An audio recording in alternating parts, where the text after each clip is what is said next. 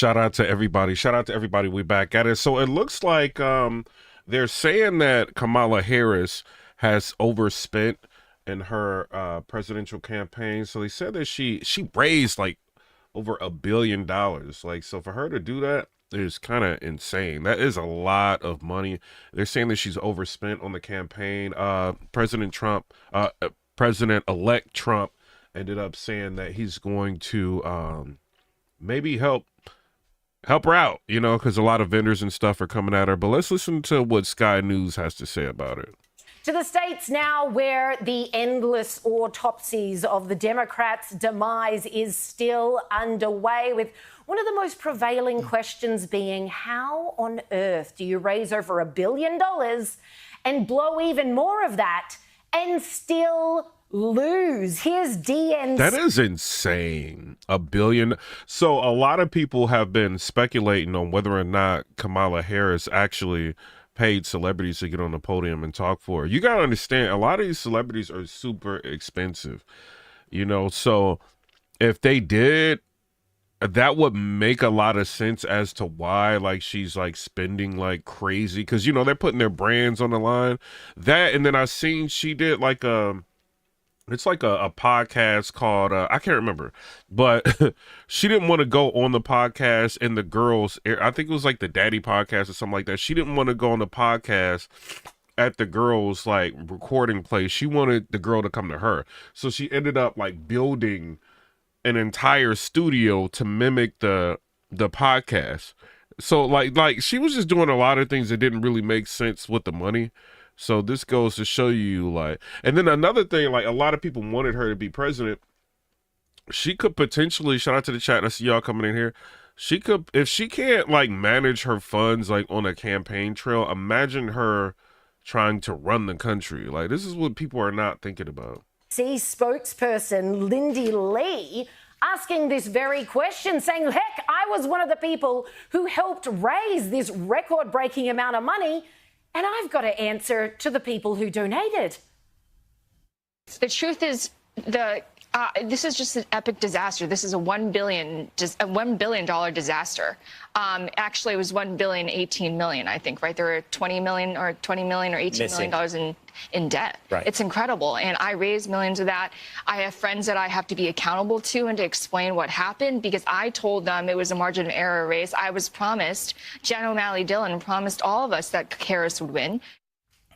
Money can't buy your love, people. And in a classic backhanded burn by President Trump, he's offering to pay off the $2 million that they have in debt. Check out this post on Truth. Yeah, we do. I seen that. Shout out to you. He said we need Rick Scott as majority leader. Let me show y'all something, right? Tucker Carlson, I seen his post. I ended up retweeting it.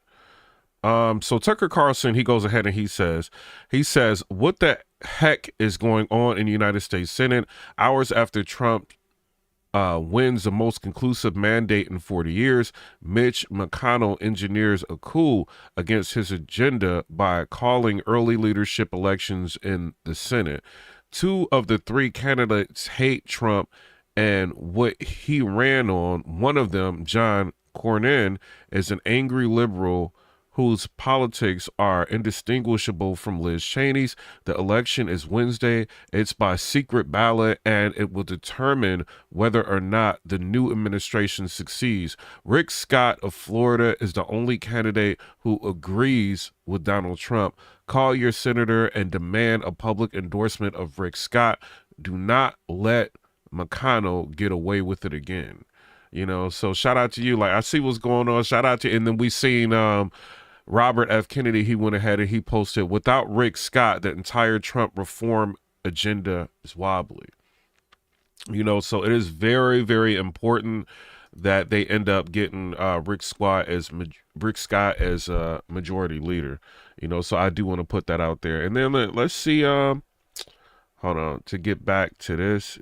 Yeah, but that's crazy. I see that, so shout out to you. You very informed. Y'all are very informed. Yeah, I rock with y'all. You know what I'm saying? Very informed. Okay, so let's listen to this. Jesse Waters ended Kamala's career last night. How did they spend $1 billion and still manage to be $20 million in debt? Listen to this. We learned two things about Kamala this election. She's good at raising. Yeah, man. Like, and you got to think like secret ballots and stuff. They will do it. They'll do it. They will do it. You know, so Tucker Carlson is not saying that for no reason. Robert Kennedy is not saying that for no reason. They're going to try to do that, to try to nullify whatever Trump can end up getting passed. That's what they're going to try to do. We learned two things about Kamala this election. She's good at raising money and she's good at blowing it. But money can't buy you elections, especially when you spend it like she did. She raked in more than $1 billion and is somehow now in debt. The Washington Examiner dug through her financial statements and gave us a good clue why. Kamala's campaign was getting whacked like a piñata while D.C. leeches hoovered up all the cash. She spent over $50 million on payroll. $50 million on payroll? How? Like we literally see how she rolling around. She rolling around with Secret Service. Maybe like people helping her set things up and, you know what I'm saying, different events, stuff like that. Like you have to pay. These people aren't doing that for free. Some people will, but a lot of people aren't. So, and they know you got a bill, you know what I mean? You raised over $1 billion. They want some money. You got to pay. So that could be part of it. Trump's campaign spent less than 10. Another 12 million went to consultants and 20 million went to their little concerts with Lady Gaga, Katy Perry. Yo, what? Christina. How many went to consultants? How much? That's crazy. Payroll. Trump's campaign spent less than 10. Another 12 million went to consultants and 20 million went to their little concerts with Lady Gaga, Katy Perry, Christina. I knew it. I knew it. I knew it. I knew. Didn't I tell y'all? I knew it. I knew it. Like them celebrities was getting up there getting a bag. I knew it. And y'all was donating that money.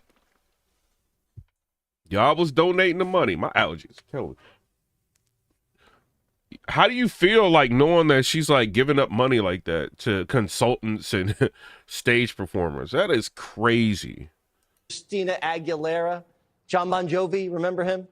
They even had to cancel a performance by Alanis Morissette because they were running low on cash. Isn't that ironic? Campaign insiders are... Yo, Yo, Alanis Morissette was trying to get that money too. Yo, what? mad at the bosses for wasting donor money on concerts instead of ads about, you know, the economy. Quote, they said they were spending to zero. I guess they overshot zero. Ads would have gone a lot further than the pricey celebrity endorsements. One campaign source said people were concerned. Yeah, bro. They're saying that she paid Oprah like $1 million for the interview. I don't know if that's true or not, but this is what they're saying. That's insane. So a lot of her support was paid support. Hit the like button if y'all can. Shout out to you, Emma. I see you, Emma. My magazine said hit the like button. Double tap the screen if y'all can. Appreciate that. Also the hearts. I don't see nobody hitting the hearts. Y'all don't like me like Thug Life. Hit the hearts. You know, we got to break into the algorithm. It's a lot of competition. I appreciate y'all. Definitely hit the hearts, hit the confetti, hit the emojis, all of it. I can see if y'all hitting it or not on my end. Shout out to y'all. About their own financial issues. Because I'm using OBS, so it allows me to see all this stuff. Not Oprah telling them America won't exist. But it worked out nicely for Oprah. She got her friend Kamala to pay her $1 million to interview her in September. $1 million. See what I'm saying? $1 million to interview her. Wow. Oprah did all this for money. Wow. Isn't it ironic? Did you get that? Hold on. She said she gave $1 million to Harpo Productions. This is crazy. And I'll never understand campaigns either. It's like y'all spend hundreds of millions of dollars just to make like a little bit over $100,000 a year. No, or 200,000. How much does the president make? Let me look. That's kind of crazy.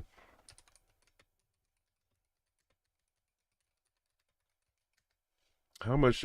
So the president shall receive in full for his service during the term which he shall have been elected, compensated in the aggregate amount of $400,000 a year to be paid monthly, and in addition, an expense allowance of $50,000 to assist and defraying expenses relating to or resulting from the discharge of. Like, so $400,000 a year, and you get an allotment, basically, of $50,000 to assist in defraying expenses. Yo, so a lot of times, like, they probably end up, because, you know, like, flying all these places and doing it, like, probably end up spending their own money. Like, these dinners and all that crap. Like, I don't know, man. Yeah, $400,000 a year.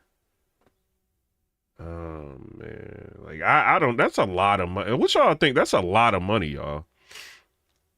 Now, if she thought she was saving democracy, she should have done Shout out to Michael Margillo. it for free. Kamala scared donors by calling Trump a dictator, got $1 billion, then just gave it to her. Then that's like, it's low key. Like, I mean, I can't say corruption, but it's low key. How do you say it? I would say, like, you really got to look at somebody with a side eye that's paying. Oprah's worth like billions of dollars. You paying her $1 million just to interview her, to interview you?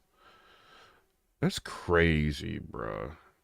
I mean, Oprah gets $1 million just to come out the house. That's crazy. And you know, this whole thing was probably constructed by the Kamala Harris campaign. Everything, probably. I don't know, because I'm sure if Oprah only making $1 million, so she getting like 750,000. Because like what, taxes and all that, or is that even taxable? I don't know. Like this big set, like yo, man, this is crazy. This lady spent this much money. Her friends and blew the rest on being a diva. Kamala went on a podcast, remember Call Her Daddy? But she didn't want to go to their studio in LA. So she made the host fly to DC and used campaign cash to build a fake set in a hotel room. She spent more than $100 grand to build it. Yo, what in the world? You see what I'm saying, bro? Nah, like I said that. Yeah, VFR 1200. Yeah, this is crazy. I hope y'all don't mind me saying, I like talking to the chat. I hope y'all don't mind me saying y'all name, because, you know, these videos be getting sometimes like a lot of views. But shout out to y'all. Yeah, she's spending like mad money. A lot of money. What's up, Kevin? A lot. This is crazy, bro. That's it. See it? 2 chairs. She's so like arrogant. She didn't even want to go to she could have saved 100,000 and just flew out there to this girl's, like had Secret Service and everybody go with her, fly out there, do the interview, handle the interview, and be good. Why'd you have to spend this kind of money recreating the set? I think the money could have been spent elsewhere. What y'all think? And, you know, Donald Trump, he didn't do that, bro. Like, he did the earned media. Basically, like, if he sees that you support it, if he sees that, you know, you good, he went ahead and he did an interview with you. He didn't have to. Man, this is crazy, bro. This is literally wild. And a bookshelf. That's 6 figures. Now, we looked at the This is how these Democrats be spending money, bro. That's set. See it? 2 chairs, a coffee table, and a bookshelf. 2 chairs, coffee table, bookshelf, and you know that's probably like, that ain't that expensive. Like to do that. What's like what's that, a board? Then like a vase, 3 pictures to make it look like that. Call Her Daddy sign, which is cheap. These cheap little chairs, $100,000. Crazy, man. And like this Call Her Daddy girl, like this is show you, man, people will do anything for, like TikTok shows you that, bro. Like people will do anything for money. They will try to recommend the most crazy products that they can for a little bit of cash. I've turned down a lot of, like, just people reaching out. I've turned out a lot because I don't like stopping my videos, like doing all that sponsorship stuff. I mean, but they do be offering a lot of money. I ain't gonna even lie. I can't get mad at them. You know what I'm saying? I make good, like where I work at and stuff, but I mean, maybe I need to consider it. But they will do anything, bro, for money. It's crazy. $100,000 for that set. Man, I could build that set for probably drywall, redo the flooring and everything. I could probably do all of this maybe for 15,000. Like everything that you see right there. That's 6 figures. And like you got to think, like I've did all this. This is just my, like, where I game at, right? This is a shed, right? This is not my house. My house is like way better than this. But this is just like, I built all of this, like everything. Like I spent, like, bro, this side, like, bro, I did all of this for probably, with drywall, everything, probably like maybe $500, like with insulation in it, like $500. You know what I'm saying? But then like the tiles and all, like this was probably maybe $150 or something like that for all of it. Like, bro, they just spent all. This is literally insane. This is nuts, bro. This is nuts. You know what I'm saying? This is crazy. But this is what they'll do. They will run through money like insanity. Now, we looked at the set. Then she going on, call her daddy. Like, do y'all know what they be talking about on there? I don't want to say it. Y'all know what they be talking, like they be talking wild. That's all I'm gonna say. She went on that. Probably could have done it for around $6 grand. That's without labor. But where'd the rest of the money? Michael said, I do renovations and paint for a living. I could have took a blank empty room like that with all the materials, painted it, and build it for like $5,000. I mean, probably. Go. We don't know. So she's still trying to soak folks for cash. 24 hours after the election, on Wednesday, Democrats got a text from the campaign. Urgent. We need help. Donate now. Help with what? You lost. This is how she's going to spend her donors' dollars. Imagine what she would have done with our taxes. Yeah, in our country, yeah. I think that America made a good decision. I think we made a really good decision. Hold on. So Donald Trump ended up seeing this and he responded, right? He said, I'm very surprised that the Democrats who fought a hard and valiant fight in the 2020 presidential election, raising a record amount of money, didn't have lots of money left over. Now they are being squeezed by vendors and others. Whatever we can do to help them during this difficult period, I would strongly recommend we as a party, and for the sake of the desperately needed unity, do. We have a lot of money left over, and that our biggest asset in the campaign was earned media, and that doesn't cost very much. Make America great again. You know what I'm saying? So shout out to Donald Trump with that. I want y'all to see this video. This video is kind of funny.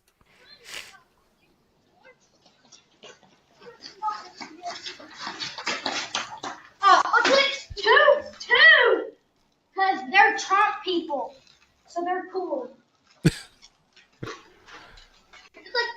Trump 2020. I'm ringing the doorbell. Hey, Trump's gonna win, okay? Don't ring it. Quick, don't do that. Trump's gonna win. Trump retreat. Ted Cruz down. I hate Kamala Harris. What?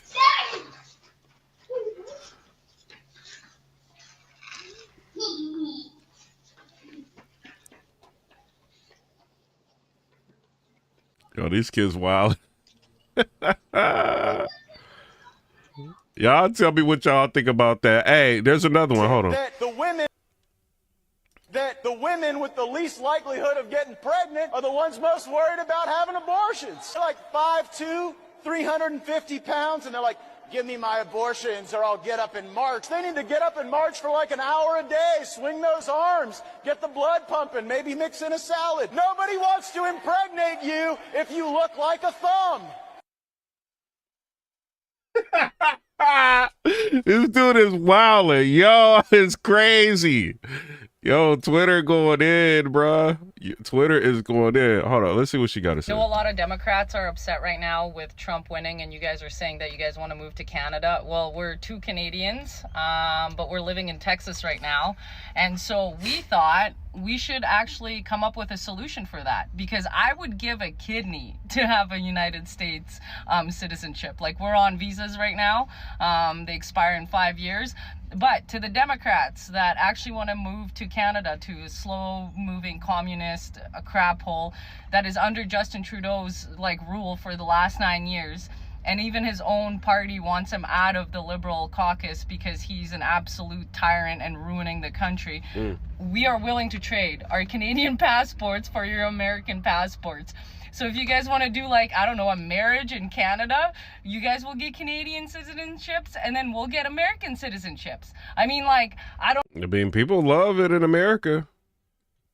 Yo, there's a video I wanted y'all to see. First of all, shout out to Candyman, bro. Like, the dude that played Candyman ended up passing away. I didn't know that. I just found that out. I don't care who's screaming and having a nervous breakdown in their car. I don't care who's talking crazy and talking about they going to divorce their husband because of this. I don't care who's saying they're going to move overseas because of this. I do not care. Let me tell y'all something. President-elect Trump is out there doing the Lord's work, okay? We need to pray for this man. This man is trying to be out there breaking all types of curses that was put on this country the last couple years. He got about 3.5 years of curses to break in Jesus' name.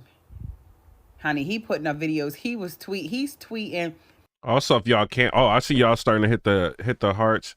Appreciate y'all hitting the hearts. Also, click the notification bell so y'all get notified when I go live. Because people say, yo, I didn't even know you was live. If you click the notification bell, you would get a notification when I go live. Shout out to y'all. Or throw up a video.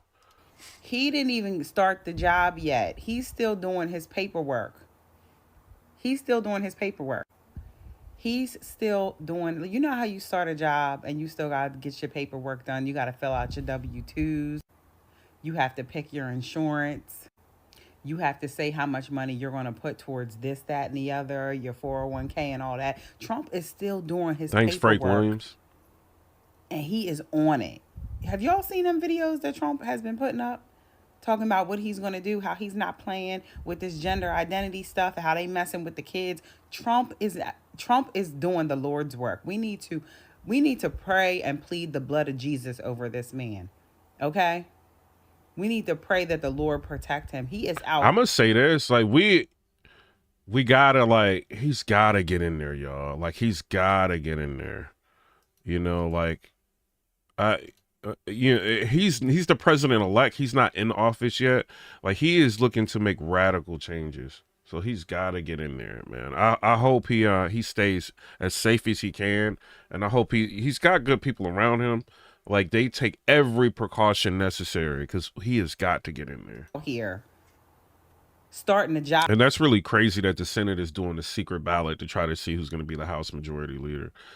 I mean, the Senate Majority Leader. That's crazy that they're doing that under the American citizens' nose. It's crazy. Shout out to Eric with the $5 donation. He said Trump's first term, he donated his salary. The man literally did the job for free. Exactly. Shout out to you, bro. Before he even started the job. Okay. This is what we've been missing. He needs coverage now. Christians, we need to assemble. This man needs the Holy Ghost coverage, okay? The blood of Jesus coverage, okay?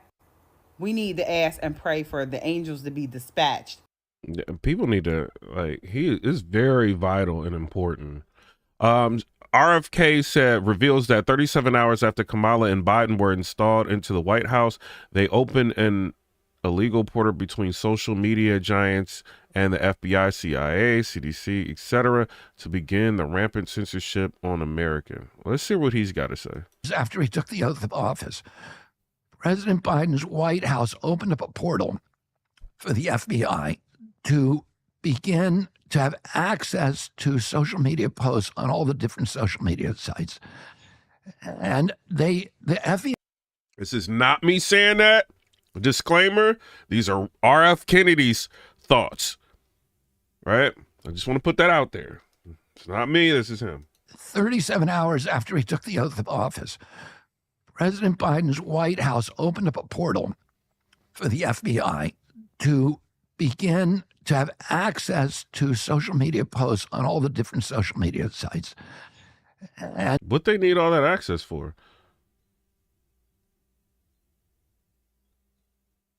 the FBI then invited in the CIA, the DHS, the IRS, and CISA. CISA is this new agency that is the center of the censorship industrial complex that is in charge of making sure Americans don't hear things that their government doesn't want them to hear.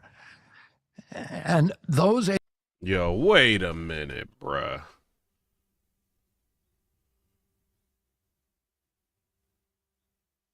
I mean, we know something going on, you know what I'm saying? We hear Elon Musk talking about George Orwell, all of this. But to hear RFK say this is scary, bro. I'm so glad Trump's got some good people around him. Agencies and other agencies, including the health agencies like CDC, were given access to go into the social media sites and change posts and slow walk things and shadow ban posts. That it was part of that effort. They removed my Instagram account. I had almost 1 million followers. They say it was for misinformation, but they could not point to a single post that I ever made that was factually erroneous. Hey, somebody said something about the way he talks. Shout out to him. He's got a condition called spasmodic dysphonia. He can't help that. It's like a neurological condition. So, like, I don't make fun of people for things that they can't control. You know what I'm saying? But I'm not saying that you doing that. I'm just saying that, you know, that's why I've never said anything about that, because like you don't know what a person's going through, and for him to have that issue. He's probably having a lot of difficulty talking, and to be talking for the American people as much as he has, shout out to him. Followers. They say it was for misinformation, but they could not point to a single post that I ever made that was factually erroneous. And they actually... But listen to what he's saying, though. He said he had 1 million followers and his account was removed. Like, listen to this. Sure, Americans don't hear things that their government doesn't want them to hear.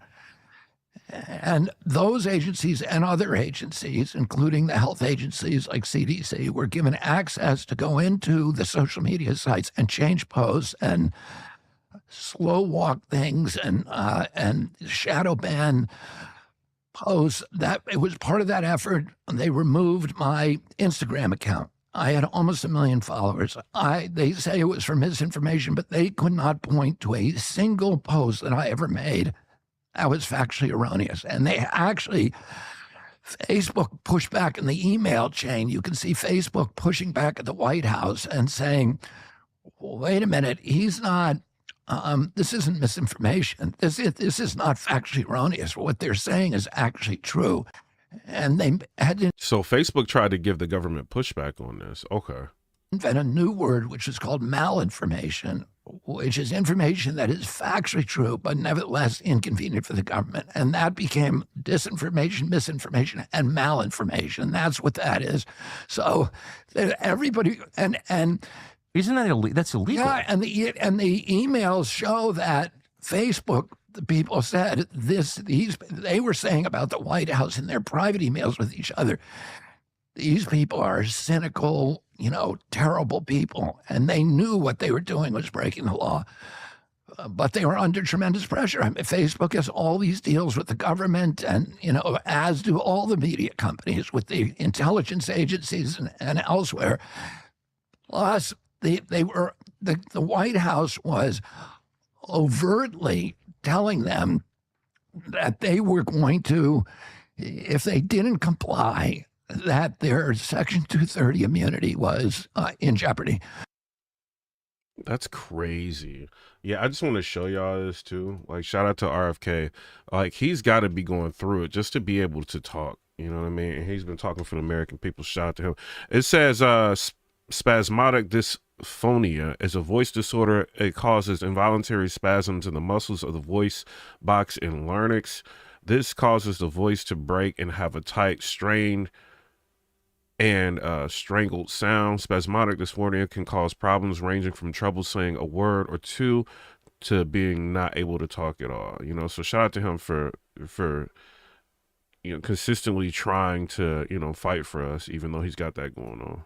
I don't know if y'all heard, but Kamala Harris is $20 million in debt. She raised $1 billion in her campaign, yet she still finds herself with $20 million in debt. Donald Trump is offering to help pay down that debt because his campaign had money left over. That's what he is intending to do. Now, I do have a few other options that might be helpful for Kamala during this difficult time.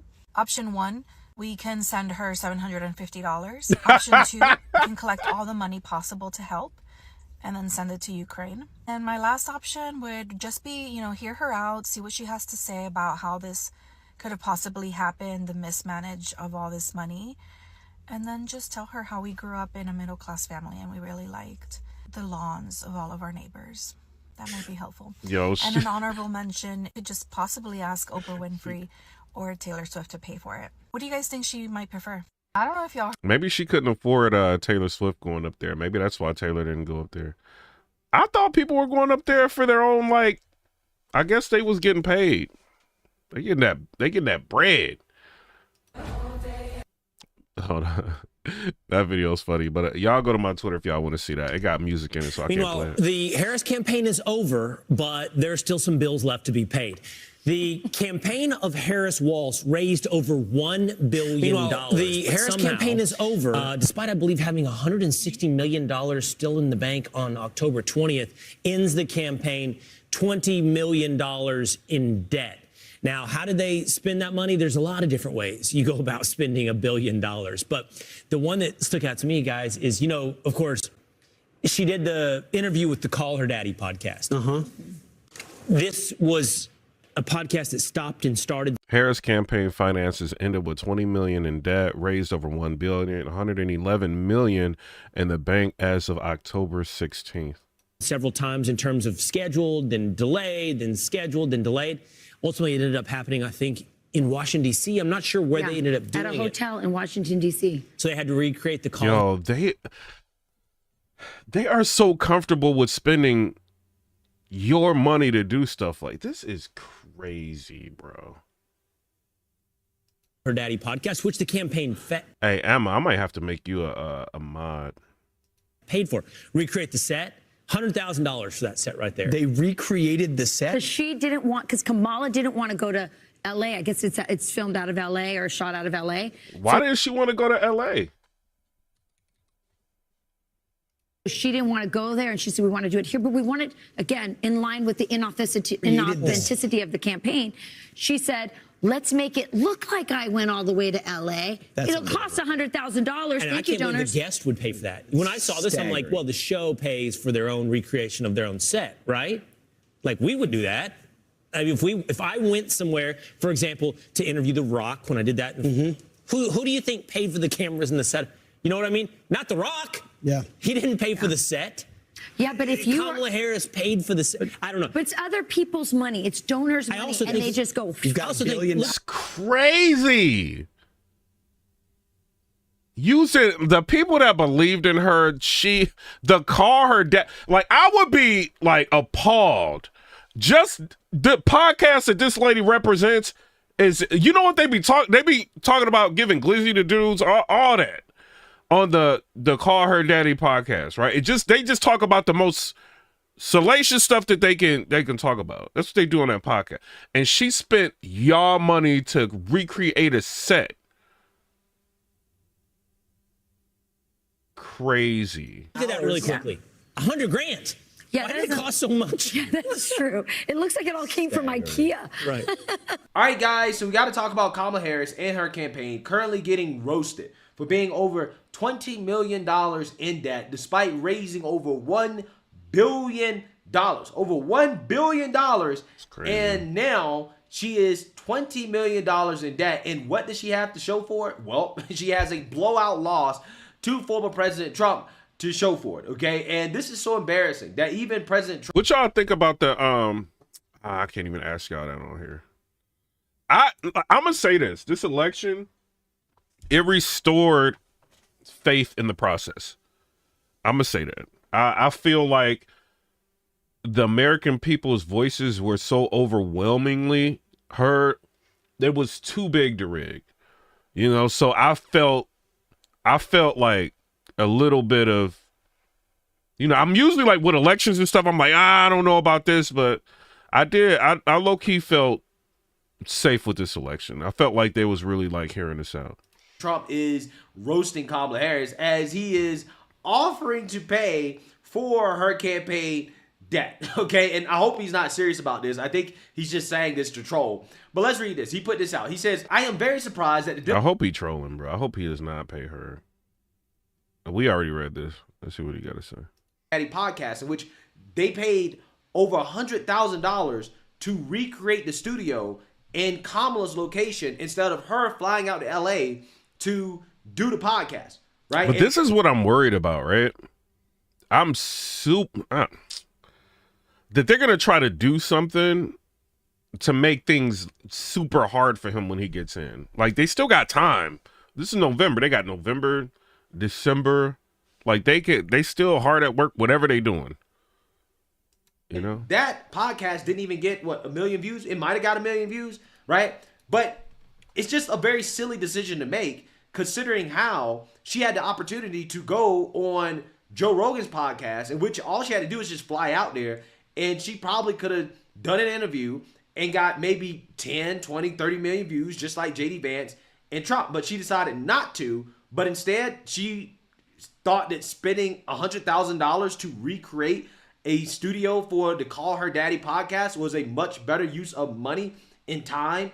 Shout out to Joyanne Malott said with the $2 donation, said good morning from KC. Thug Life. Thug Life! I appreciate you. You know what I mean? Shout out to you for being, a supporter of the channel. I appreciate that. Doing an interview with Joe Rogan. Again, it was so stupid that even Joe Rogan is roasting Kamala Harris right now over her decision not to do the podcast, because apparently Kamala Harris... That's cool. Somebody watching from Kansas City. Shout out to you. Team wanted Joe Rogan to edit the interview. Take a look. This is one of the reasons why I wanted to talk to Kamala Harris. I'm like, I bet there's a person in there. I bet I can get to that person. Yeah. I wanted to find that person. I don't want to hear all the speeches. I don't want to hear, I was raised middle class. I don't want to hear any of that shit. She's a roller skater. You know that? No, I would love to find that out. Yeah. I would love to talk to her about all kinds of shit. All right, he cussing. We ain't about to do that. The things that Kamala Harris didn't really make sense. In fact, her campaign didn't make sense. It didn't make sense that these people thought that they were winning. Okay? And this is why Miss Lindy Lee, who is a Kamala Harris surrogate, this is why she's now going to the media and roasting Kamala. Jay said he watching from St. Louis. Harris for her failing campaign. She's basically spilling the beans and saying, listen, I was misled. I was hoodwinked, tricked, run amok, led astray by the gaslighting of the Kamala Harris campaign. And this is just hilarious to listen. Hold on. Shout out to Devorian. Let's see what he got to say. This is just an epic disaster. This is a $1 billion disaster. Yo, y'all playing with me, bro. Hold on. Devorian got 200,000 subscribers in 2 weeks. Yo, he been cooking. Shout out to hey Devorian. I'm jealous, bro. Shout out to you, man. For the national campaign, nothing, zero. They had no respect. They had no coordination. They didn't talk. I never even had a conversation with the lady. The whole. The De Silva said you're allowed to say bad words. Freedom of speech, brother. This is YouTube. So let me tell you what happens. Cause I've been doing this for like mad years, right? Like 8 years or whatever. So when somebody is saying bad words, like when you live, what happens is sometimes it could trigger when the video's processing, it'll trigger, and then what it'll do is the video will go yellow. That means like limited monetization until a review is done. Sometimes these reviews can take upwards of 3 to 7 days. You know what I'm saying? Like that could take a long time, and your video sitting there private until it's being reviewed so that you can get fully monetized.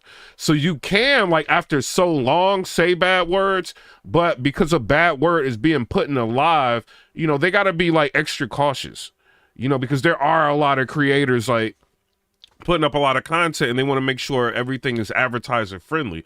So I don't like the way I do my YouTube, I don't like to say a lot of bad words, you know, because most of my videos are like green lit, you know, so I try to stay away from that as much as I can. But sometimes like things happen, you can, but it causes an issue. You see what I'm saying? Some people don't care, but I don't, you know what I mean? I don't want to be going through that and then having to submit and have them review it. And then they got mad videos with not that much staff to be trying to comb through everything. It just takes too long. And then somebody said, yeah, bad word. Endorsing her 30 minutes after he dropped out, I think that was a big FU to the party. De Silva said, trying to protect your bag. I get it. Yeah, it's just, that's just what it is. Like, so I don't, you know, we adults, you know, we could, another reason why I don't do it, we gonna get back to the videos. The reason why I don't like doing bad words is because I want people to be able to watch and listen to me at work. You know what I'm saying? Or if you're out around your family, you want to know what's going on. You know, if I click on a Piper Boy Williams video, it's not going to be a whole bunch of bad words. You know, and I think that, because I don't like when I want to hear something and I'm like, oh man, this creator, I know they be saying stuff that, you know, I can't play this too loud. I don't like that. So I try to stay away from that as much as I can. Let's go, Dvorak. Now, I thought we were finished talking about Kamala Harris, but apparently there's a new story that's been breaking where a DNC official by the name of Lily Lee, who works, I guess, in the finances in regards to the campaign, has sounded the alarm that the campaign is in debt by $20 million after raising $1 billion. Now, she went on Fox News and spilled the beans. Listen. Yeah, but okay, help me understand your perspective on that, because you worked for Kamala Harris. I didn't. I'm a donor. You're a donor. Technically, I mean, you know, I'm not on anyone's payroll. I'm not beholden to anyone. That's why I'm here telling the truth. I'm not here to gaslight anybody. This is just the truth. What is the truth? The truth is this is just an epic disaster. This is a $1 billion disaster. Actually, it was $1.018 billion, I think, right? There were $20 million or $18 million in debt. Right. It's incredible. And I raised millions of that. I have friends that I have to be accountable to and to explain what happened, because I told them it was a margin of error race. I was promised, Jen O'Malley Dillon promised all of us that Harris would win. She even put videos out saying that Harris would win. I believed her. My donors believed her. And so they wrote massive checks. I feel like a lot of us were misled. And even on the night of election night, Will, I looked somebody in the eye and I said, are we going to do this? Are we going to pull it off? She told me yes. And I asked somebody else, like, how are you feeling? He's like, we're going to win Iowa. All right, so just a few things. All right, number one, this was an investment, okay? So you invest money expecting a return, but that doesn't always happen. There's a certain risk. So I kind of find it rich that she's complaining that money is owed. I mean, what did you expect? You're dealing with the Democratic Party. They're super corrupt, right? There's that. Now, second thing is, it's just astonishing. You raise $1 billion, just like Hillary Clinton, and you still lose the election. So that's food for thought for all those people out there claiming sexism and racism and all these other terms they want to come up with. They expected that they were going to win Iowa. They expected that they were going to win the election. They had people convinced, but the polls never showed you guys actually ahead considerably, especially when you factor in that there's always a silent vote for Trump. So everyone involved in this. Shout out to King 713 said news from Houston. Appreciate you. Campaign seems to not have their head in the right place. Now, she not only exposed how crazy this campaign was financially, but she also exposed the mindset of the campaign and how we got here. What has been the relationship throughout the campaign, and what do you think the relationship is today between Biden world and Kamala Harris world? Well, I have friends, I mean, in both worlds. And let me tell you, the relationship was terrible even before the campaign. There was backstabbing. They wanted to hand her the most, least favorable agenda, the legislative priorities. She was stuck with immigration, civil rights, like none of that went before she was even a candidate, exactly. You're saying, as vice president. There was a lot of backstabbing we saw in the press. People were leaking stuff all the time. The White House was leaking like a sieve when it came to Kamala Harris. And finally, in the final year, she was able to stabilize and stop the bleeding of her staff, because there was a lot of turnover as well. And we saw the press reports about that. And things have finally started to calm down. And I actually think President Biden, The whole endorsing her 30 minutes after he dropped out, I think that was a big FU to the party. You know, you don't want me, here's somebody that you may not like, but deal with it, you know? Suggesting that he's sticking the party with Kamala Kind of Harris. like sticking it to the man. Now, I find it funny. I didn't go to Yale. I didn't go to Princeton. I didn't go to Harvard. I do not have a political science degree. I've never been a journalist or worked for CNN or any of these legacy media channels. But I find it very funny that everything that came out of her mouth is exactly what I've been saying the entire time. That they force the sitting president of the United States out of the race. And as a big FU to the party, he endorsed Kamala Harris. And to all accounts, he still hasn't spoken to Nancy Pelosi. And I just believe why I was able to call this, guys, is because it's just common sense. It's human behavior. You think someone who's the most powerful person in the world, you're going to force him out of the race and think he's going to be okay with it? I don't think so. Anyways, let's see what the 45th and now the 47th president of the United States, Donald Trump, had to say about this. Okay, so here's the post he put up at 6 a.m. responding to this story. I'm very surprised that the Democrats, who fought a hard 2020 presidential election, I think he might meant to have put 2024, regardless, raising a record amount of money, didn't have lots of money left over. Now they are being squeezed by vendors and others. Whatever we can do to help them during this difficult period, I would strongly recommend we, as a party, and for the sake of desperately needed unity, do. We have a lot of money left over. In that, our biggest asset in the campaign was earned media. And that doesn't cost very much. Make America great again. Now, guys, the biggest difference between Trump and every other... Yo, shout out to y'all for hitting the emojis and the all of that, man. I appreciate that because the video was getting slowed down. I don't know why, but y'all hitting that. I see y'all hitting the confetti, the 100s, everything, and is pushing the video out. Like y'all be on point. Y'all be on point. Politician out Shout there out to y'all. Is he's literally a walking social media platform, right? So he's able to get attention that you literally can't pay for. Case in point, Madison Square Garden. Case in point, Coachella in California. I mean, you just can't pay for the type of attention you're going to get from that, right? All right, so if you're getting value from this video so far, please like, share, and subscribe to our channel. If you want to support us further, go.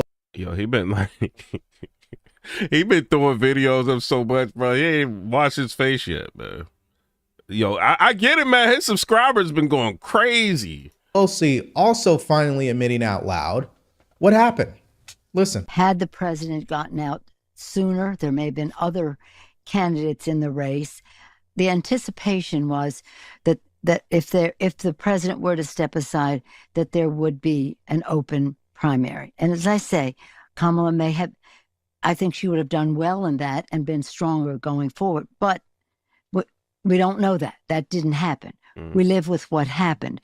And because the president endorsed Kamala Harris immediately, that really made it almost impossible to have a primary at that time. If it had been much earlier, it would have been different. Okay, so I love being proven right. I know you do too. And this isn't me really gloating, but it's just stating the obvious fact and why legacy media is in the trash. Because there's been so many conservatives, especially the big ones, who sounded the alarm on this, who said exactly what I said. And then in return, what did the legacy media say we were? Oh, those people are just conspiracy theorists. Everything they're saying is just misinformation. Don't listen to them. They don't know what they're talking about. But it continues to happen where in time, we are proven correct. That doesn't mean we're always correct, but so far, I think we are correct most of the time. Now, she wasn't the only one, a part of the DNC, to come out and expose Kamala Harris. Also, the people who were running Philadelphia, here's what they had to say. The national campaign, nothing, zero. They had no respect. They had no coordination. They didn't talk. I never even had a conversation with the lady. They didn't even do the right thing as far as giving us the resources that we need, and they want to blame us. And now I understand. Kamala goes bankrupt after $1 billion disaster campaign. Some of their camp was blaming Joe Biden. Can you imagine blaming Joe Biden for her loss? She lost. He didn't lose. Based on your experience in Philadelphia, do you think that it is indicative of how this campaign was run nationwide? It kind of seems that way, don't it? I mentioned our collar counties. They didn't do any. They didn't give them. Dale said, my mother stopped talking to me for a bit because I didn't rock with Harris till I went over policies and showed her how Trump would benefit us as president. Shout out to you, Dale. Any respect. They were screaming and hollering for signs. They didn't get them to the last minute. While the Harris campaign lashing out, releasing a photo of Brady's. Yo, this is a disaster. The Pennsylvania for Harris team knocked more than 2 million doors in the weekend leading up to the election day, which is 2 million more doors than Bob Brady's organizations can claim. Standing next to Harris and Tim Walz. And then they said in part, quote, the Pennsylvania for Harris team knocked more than 2 million doors in the weekend leading up to Election Day, which is 2 million more doors than Bob Brady's organization can claim to have knocked during his entire tenure as party chairman.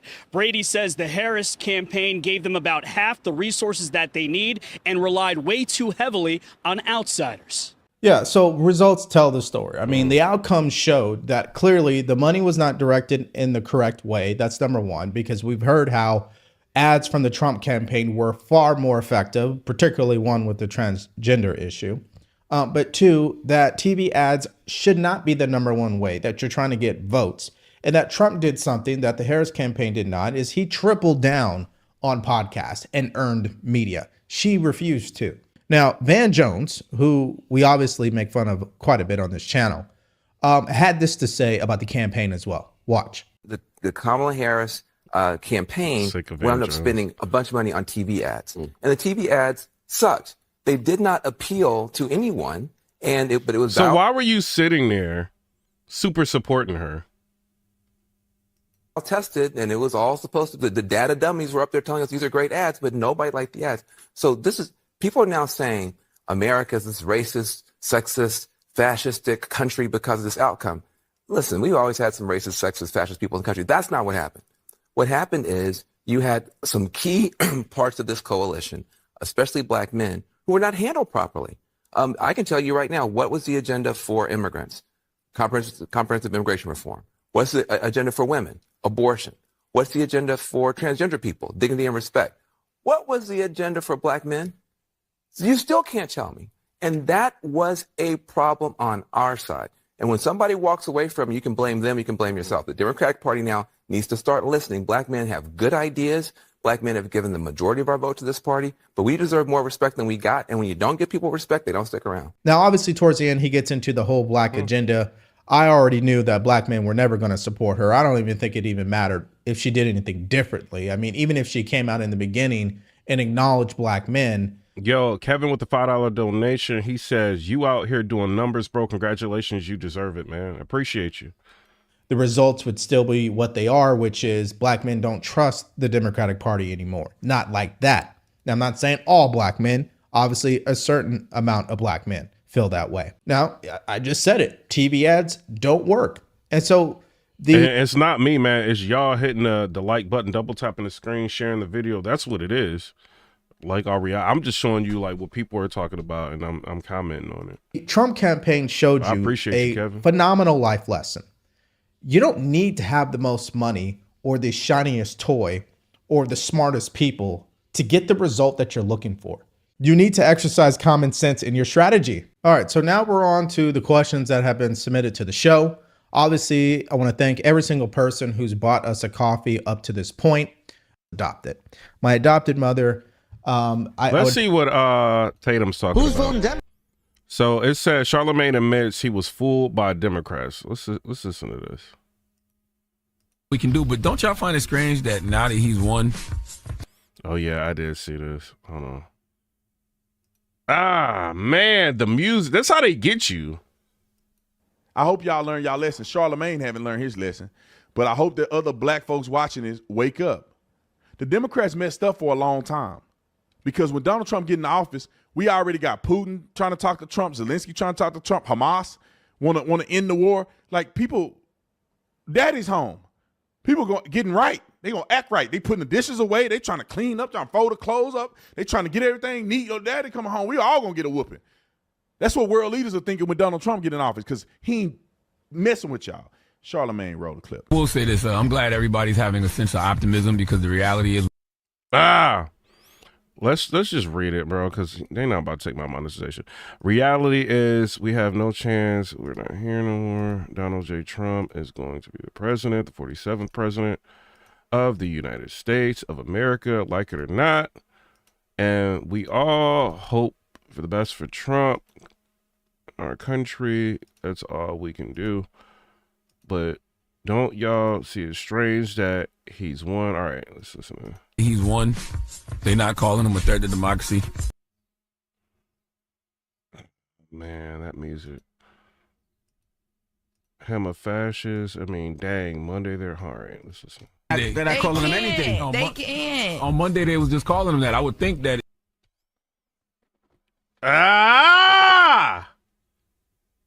That y'all slick trying to use that music, bro. Y'all real slick trying to do that, man. I'm not, I'm not about that. Put your thinking cap on. You know he ain't a threat to the man was the president already.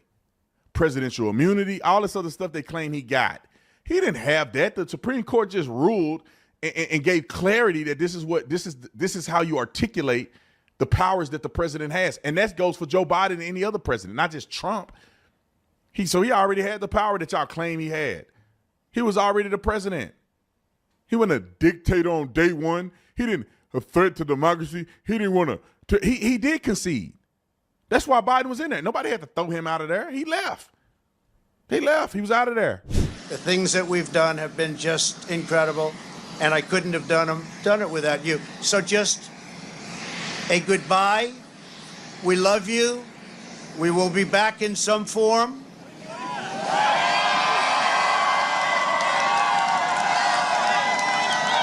They said he didn't concede. He did. He came back with the strong arm. Donald Trump returns to the White House, the president-elect pulling off potentially the biggest political comeback in American history. Remarkably. Can y'all, he had the whole government trying to put him in jail. I've never seen nothing like this ever. Coming after him like that and then winning an election. This is literal insanity. That shows how his resolve he does not, nothing can stop him. Trump made significant gains in nearly every demographic group. Hold on. So it's a U.S. popular vote. Donald Trump, 71 million. And Harris has 66 million. That's crazy. Across the country.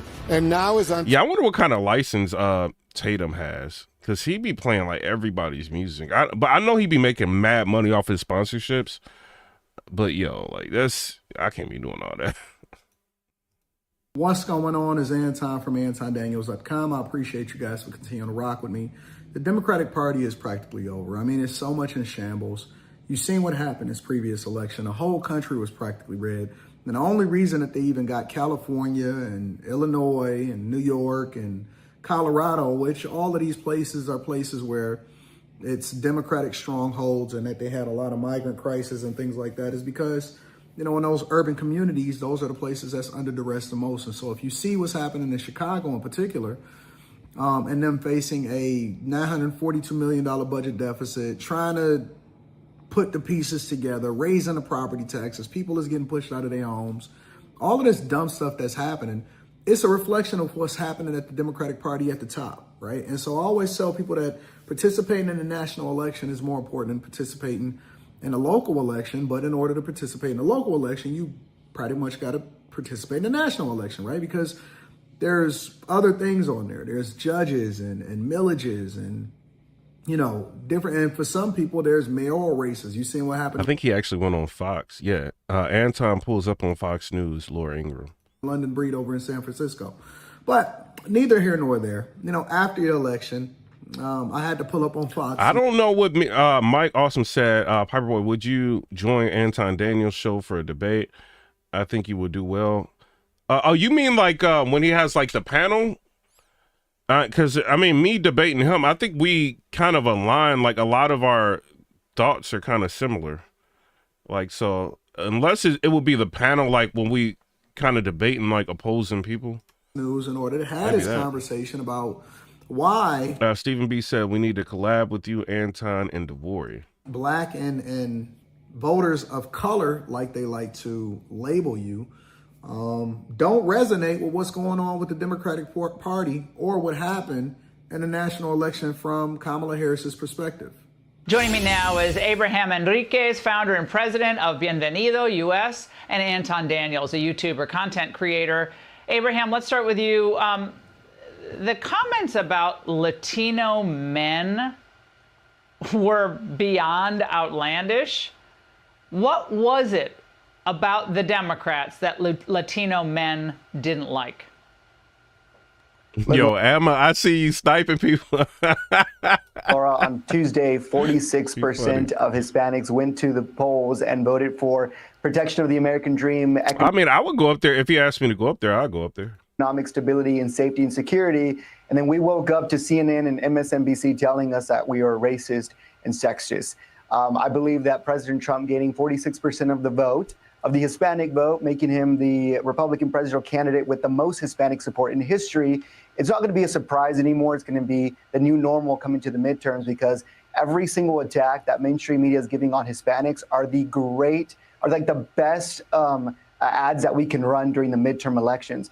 But look, I think when Kamala Harris did her entire campaign on how President Trump is a threat to democracy, but then realizing that she herself just skipped democracy by skipping a primary and being coordinated the candidate for a party, made a lot of Hispanics who understand the dangers of socialism and communism and how parties in Cuba and Venezuela function that way, realize they need to tilt over to the Republican Party. No, and of course, remember what they should have focused more on policies. I think they try to push too much of the race thing, the gender thing. If they would have just stuck with all they had to do was stick with the policy. But I don't think their policies would have outweighed his policy. Because remember, I don't know if y'all was there, we went live and we were kind of like breaking down both of their policies.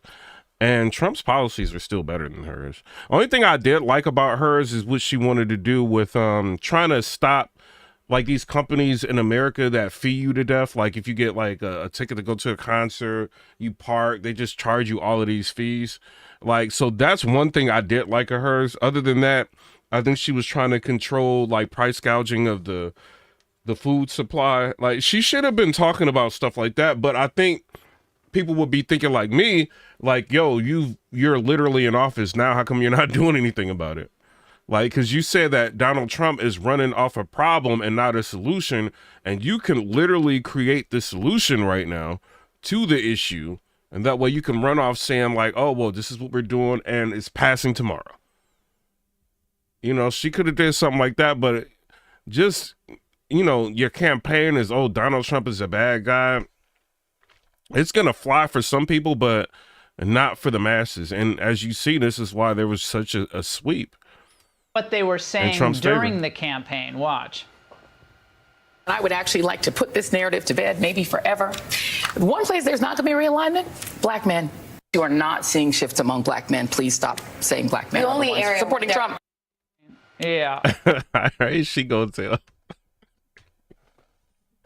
How's she gonna say like that? Well, that's what the message. They're not going to vote. They downplayed all of the polls that were showing this shift, and they basically said that was all made up. But they believe the Des Moines Register poll. Anton, it's incredible. You know, turns out that we cared less about Meg Thee Stallion, Beyonce, and even Usher, and we actually cared about economic stability, wage growth, and then securing the security of our families by making sure that we get out of these proxy wars. Listen, they were so tone deaf. They were so off. We don't care about tampons in boys' bathrooms. And we surely don't care about voting for reproductive rights over the security of our family. And I think that Democrats completely missed the mark by sending Obama out there to disrespect us as a final ploy to get us to the polls and vote for Kamala Harris. And we don't care about Obama or Michelle Obama telling us what to do. We can think for ourselves. And Abraham, I think this border issue was also terribly misplayed by the Democrats, not just substantively with keeping the border open, allowing millions of people in, but thinking that somehow Hispanics would think this was all great. And that Republicans wanting to enforce the border was going to drive away Hispanic voters. They've been thinking this for like 20 years, by the way. I've been dealing with this issue for longer than that. With the Speaking of border, did you guys see who Trump's going to have as the new border czar? Republican Party. I think he's like an ex policeman. He is not, bro. We gonna watch some videos on him. No, you're right, Laura. He fired, bro. I think he gonna be good for the job. And you look at Starr County in deep South Texas, Cameron County, and Hidalgo County, 3 counties that are over 97% Hispanic populated and had been under Democrat control for 120 years. And President Trump won every single one of those counties. And they're border districts, right? And I think that when you see how the Democrats turned a blind eye to the crisis at the border, these are our resources. These are our Border Patrol agents that are constantly being disrespected by this administration. Well, then it's really no surprise that, South Texas came out and became ruby red for President Trump this election cycle. Well, and one stop that the Democrats made frequently, various Democrats, during this campaign, Anton, was to the podcast of Charlamagne the God. It's very popular. And he kind of jumped right onto the Kamala bandwagon and bought into a lot of the narrative. But now he's kind of singing a different tune. Watch. Don't y'all find it strange that now that he's won, they're not calling him a threat to democracy? Yo, I gotta get that license so I can play all this crap. They're not calling him a fascist. I would think that, if you really believe that, then somebody's speech would be about how America... Yo, I can't do it, bro. They're using way too much. Anton, when I heard that, I thought, okay, that's nice. But he knew it was, just garbage, right? He knew that Trump wasn't a threat to democracy. So, I mean, I'm not really buying into his, it's not even a mea culpa, but his critique at this point. I don't either. Honestly, if you really ask me if I had to put $100 on it or my life on it, I would say that Charlamagne probably voted for Trump, because at every turn during the... What y'all think in the chat? I'm watching y'all. Y'all think Charlamagne the God voted for Trump? He took the Kamala money and then voted for Trump. Selection, even though they seem to be friends. Because you can't control somebody once they get in there. Seen when he actually came to Detroit and they did this radiothon in order to try to get people to engage to vote for. Every question that he talked about and everything that he said afterwards actually aligned with Trump. And so the ideals and everything that he stands for, including what represents for us as African Americans in this country, actually aligned with Trump. And so it seems as though he's really a plant for the Democratic Party versus actually believing in whatever the rhetoric was that they were spilling towards black people. So that's what happened. And so those are my thoughts, right? And I think that the other guy actually had some great points also. But if you... Now it's time for Lefties Losing I love me some Rita. Shout out to Rita. It. And can you believe the Democrat squad of A-list celebrities wasn't enough to get Kamala over the line? How did the American public... Y'all hit the like button. They trying to slow the video down. It's at 46,000 views. Resist the call from these learned souls who are so in touch with the average American and whose moral compass is pure and true and who are never prone to crazy delusions? It can't be. It cannot be. If he wins the election, you won't be on the show anymore. He'll come looking for me. Yo, what kind of delusional rant is this dude on? They'll be... And this kind of ruins it, right? Legacy. This guy, I think he's one of the greatest actors to have ever done it, Robert De Niro. So I want to give him his credit for that. And, I've got the movie Ronin, I've got Heat, I've got, a lot of Robert De Niro movies. And it's like, man, come on, don't get super political. There's no reason for you to do that, man. Things that happen that none of us can imagine. That's what happens in that kind of a dictatorship, which is what he says. Let's believe him, take him at his word. Even Bill Maher's lefty audience couldn't help but laugh at Robert De Niro there, and I guess... Yo, she said lefty audience. Bill Maher's going to lose his show now, isn't he? That's what they were talking about. And in recent days, we even had the ladies of The View not just backing Kamala, but they were picking her Attorney General for her. And of course, they pick the irredeemably awful rhino warhawk, Liz Cheney. Are you also a lawyer? Yeah, I am. So you could conceivably be a great AG if this was... Because, and I say this because Your moral core is magnificent.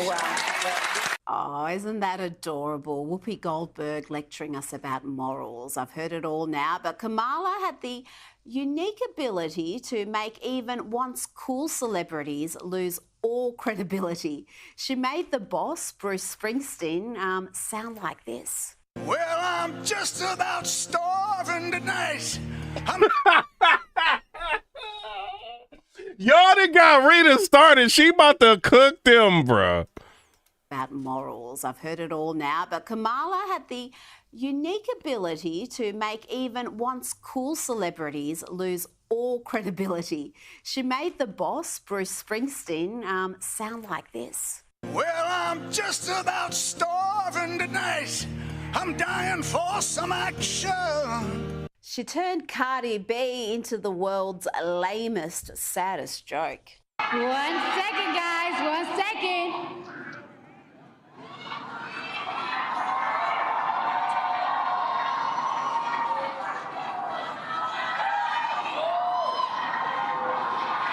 I need patience over here.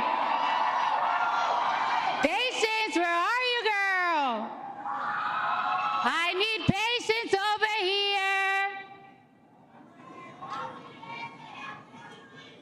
Yikes. I can't believe that didn't convince the masses. And Kamala somehow even managed to turn the once hilariously funny Will Ferrell into this cringy mess. I'm just one person? No. Shut the up, Gary. Last time, only a few.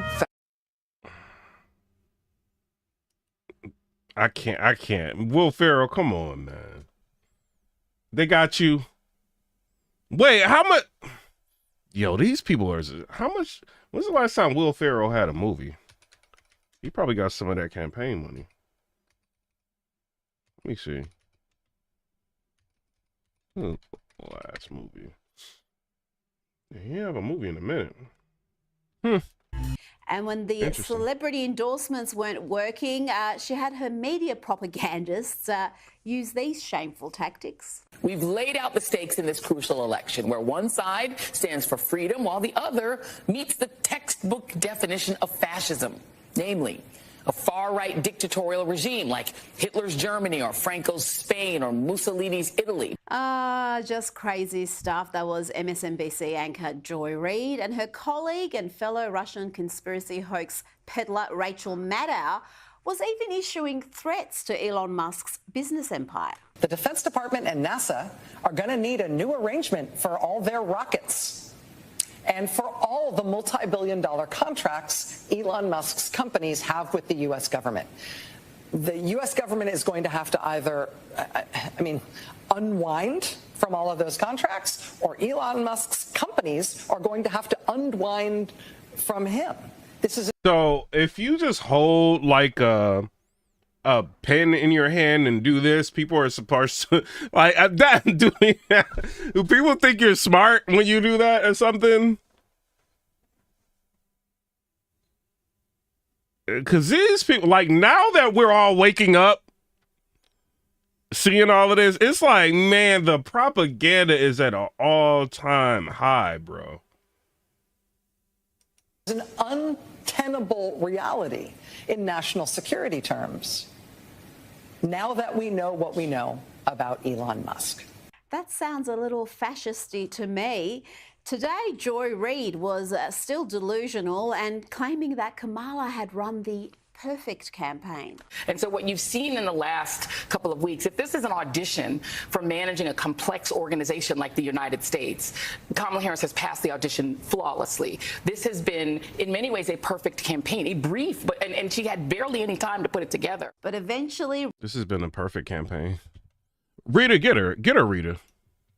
This is an audition for managing a complex organization like the United States.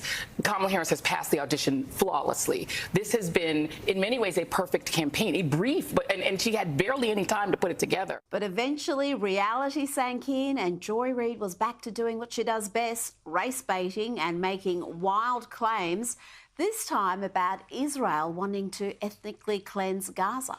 Nobody wants Donald Trump to be president more than Bibi Netanyahu, who is backed by a far-right coalition that would like to clear-cut Gaza, that would, it would truly like to complete ethnic cleansing of Gaza. Meanwhile, Rachel Maddow was lashing out at the American public, chiding them for not realising just how good the economy is. The United States economy is the envy of the world. Yeah. The inflation numbers, the economic growth numbers, the fiscal numbers, the U.S. standing in the world number. Yo, this is why people are losing confidence with this news company. This is why they want censorship. Because there is no way anybody's like believing this. The propaganda that they spew out. Are all off the charts positive. Even the freaking stock market, right? All off the charts positive. There you have it. You're just imagining all that economic hardship. The share market is up. It's all good. Rachel said so. Now let's hear from a Kamala fan who saw a man in a MAGA hat and launched into this diatribe. Should be feeling it today. He's going to lose. Who, Trump? He's going to lose. Good. He's empowering you racist, all right? But you ain't a black going to be in the office, and his white is going to be out. We're taking the trash out, loser. All right, we're in power now. Have a nice day. You have a wonderful day on the 5th, okay? You're going to lose. Okay. And your leader, your cult leader. Bye-bye. You dumb. And this next Kamala fan also has learnt an important lesson today. Don't get overconfident when you sit in a leftist echo chamber, because when reality hits, it's going to hurt. Yeah. We're gonna win. We're gonna win. I mean, not to be, cocky, but I'm optimistic. Shout out to my girl Rita. Wait, let's do another one, Rita, before we move on. Ultimately, it didn't matter how many celebrities like Taylor Swift identified as childless cat ladies to endorse Kamala. Indeed, one can argue the celebrity endorsements did more harm than good. Sure, Kamala Harris effectively used the likes of Beyonce, Eminem and Bruce Springsteen to get crowds who expected a free concert to her rallies, but the deranged ramblings of celebrities like Robert De Niro, Cardi B and Oprah Winfrey proved completely ineffective in boosting the Democrats' vote. When you're struggling to afford your mortgage payments or put food on the table, the last thing you care about is what Jennifer Lopez has to say about democracy. Facts. The second Trump term cannot come soon enough. He has assembled a formidable team with broad appeal. He's got a literal genius in his Smokers Lounge said this is payback for Bernie Sanders. team, Elon Musk.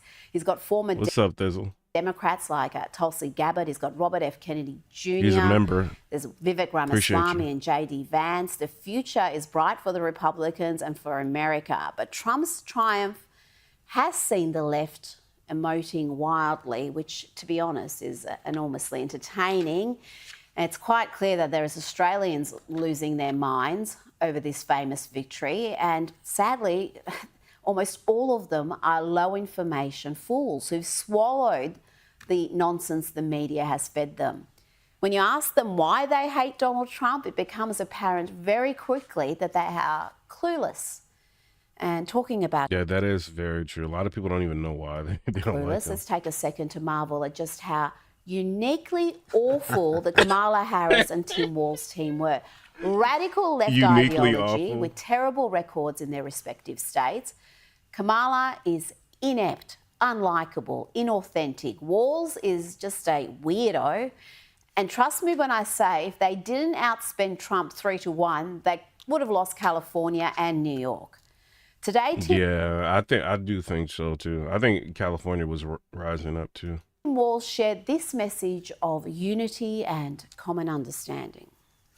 Swallow a little bit of pride and look a little harder to find common ground with our neighbors who didn't vote like we did in this election. Maybe we won't agree on every issue. Hell, maybe we won't agree on any issue. But maybe when the campaign signs come down, we all get a little break from the rhetoric and the TV ads and the fundraising texts, and I'm sorry about those. Maybe when we get a little break from this campaign that we're in, we'll be able to look at each other and see not enemies but neighbors. How about no? No. The Democrats tried to put their leading political opponent in jail. They called half the country Nazis and fascists. They characterised parents at school board meetings worried about their kids being indoctrinated as domestic terrorists. They put Pete Navarro and Steve Bannon in prison. They accused Trump's children of treason. So you can screw your calls for unity. The majority of Americans voted for a reckoning. Trump risked. Now it's time for lefties That's crazy that they. losing it. And can you believe the Democrat squad of eight? Hold on, let's do this. See what my girl got to say. As an interest. She went crazy in this election. Shout out to her, man. I don't know her, but shout out to her. It's that it was, you know, close. Or if you didn't vote, you.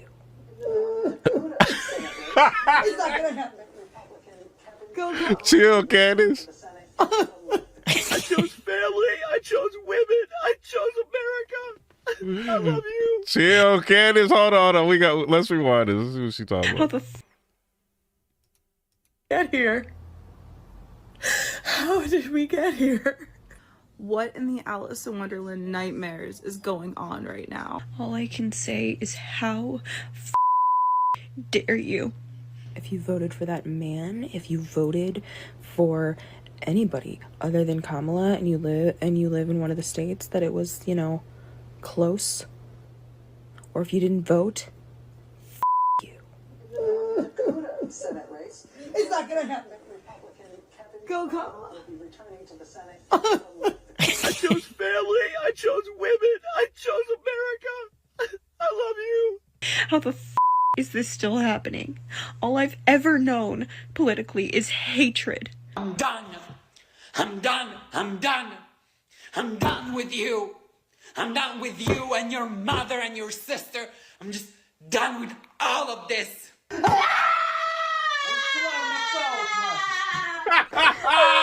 to all my friends who are Trump supporters.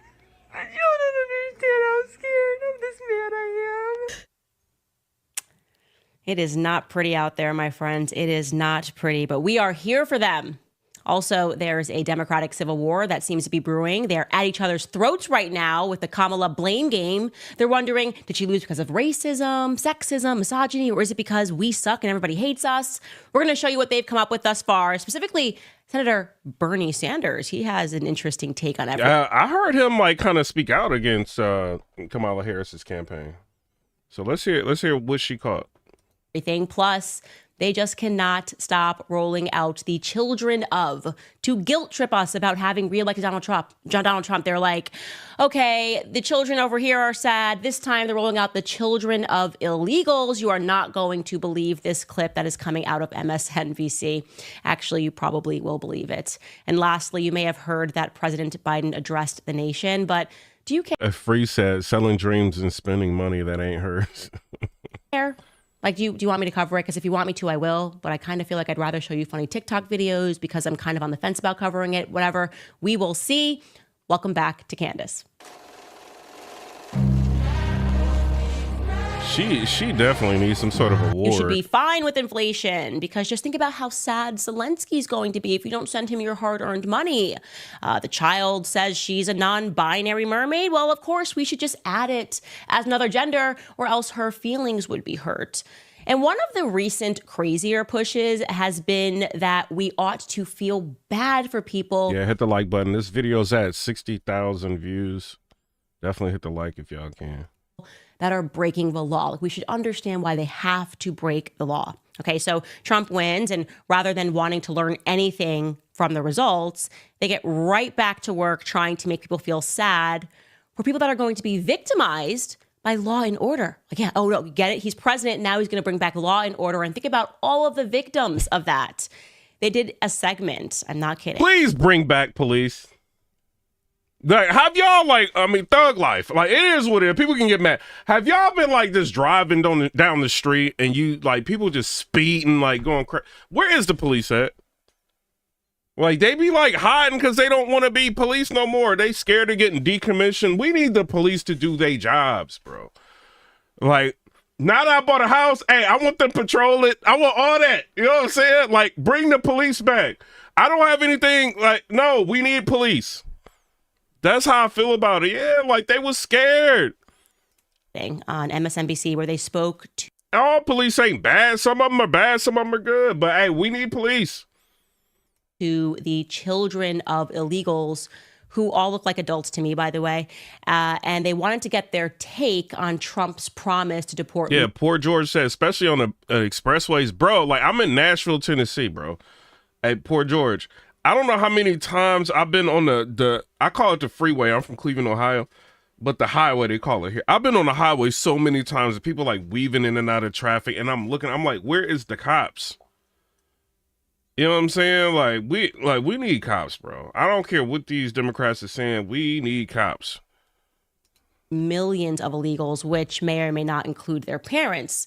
Now, if you're listening to this on audio only, be warned that these children of illegals don't actually speak any English. So I'm going to have to interpret for you guys along the way. So let's take a listen.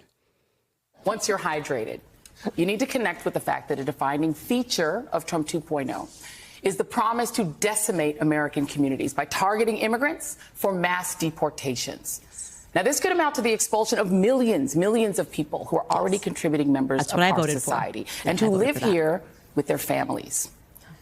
On election night, MSNBC's Paula Ramos joined mixed status families in Phoenix, Arizona to monitor the outcomes and to listen to their fears and concerns. And here is what some of them had to say. Their fears and concerns. You see, CNN is dangerous, bro. Muy espantoso y me da mucha ansiedad pensar en lo que esto significará por la comunidad inmigrante, siendo hija de papás inmigrantes y indocumentadas. También me da mucha ansiedad. Okay, so that was Regina, and she's basically just saying that she feels a lot of anxiety going into the election because she is the daughter of two undocumented migrants, and so she therefore just has a lot of anxiety. Here's the next person. Ahorita mismo no sé qué sentir.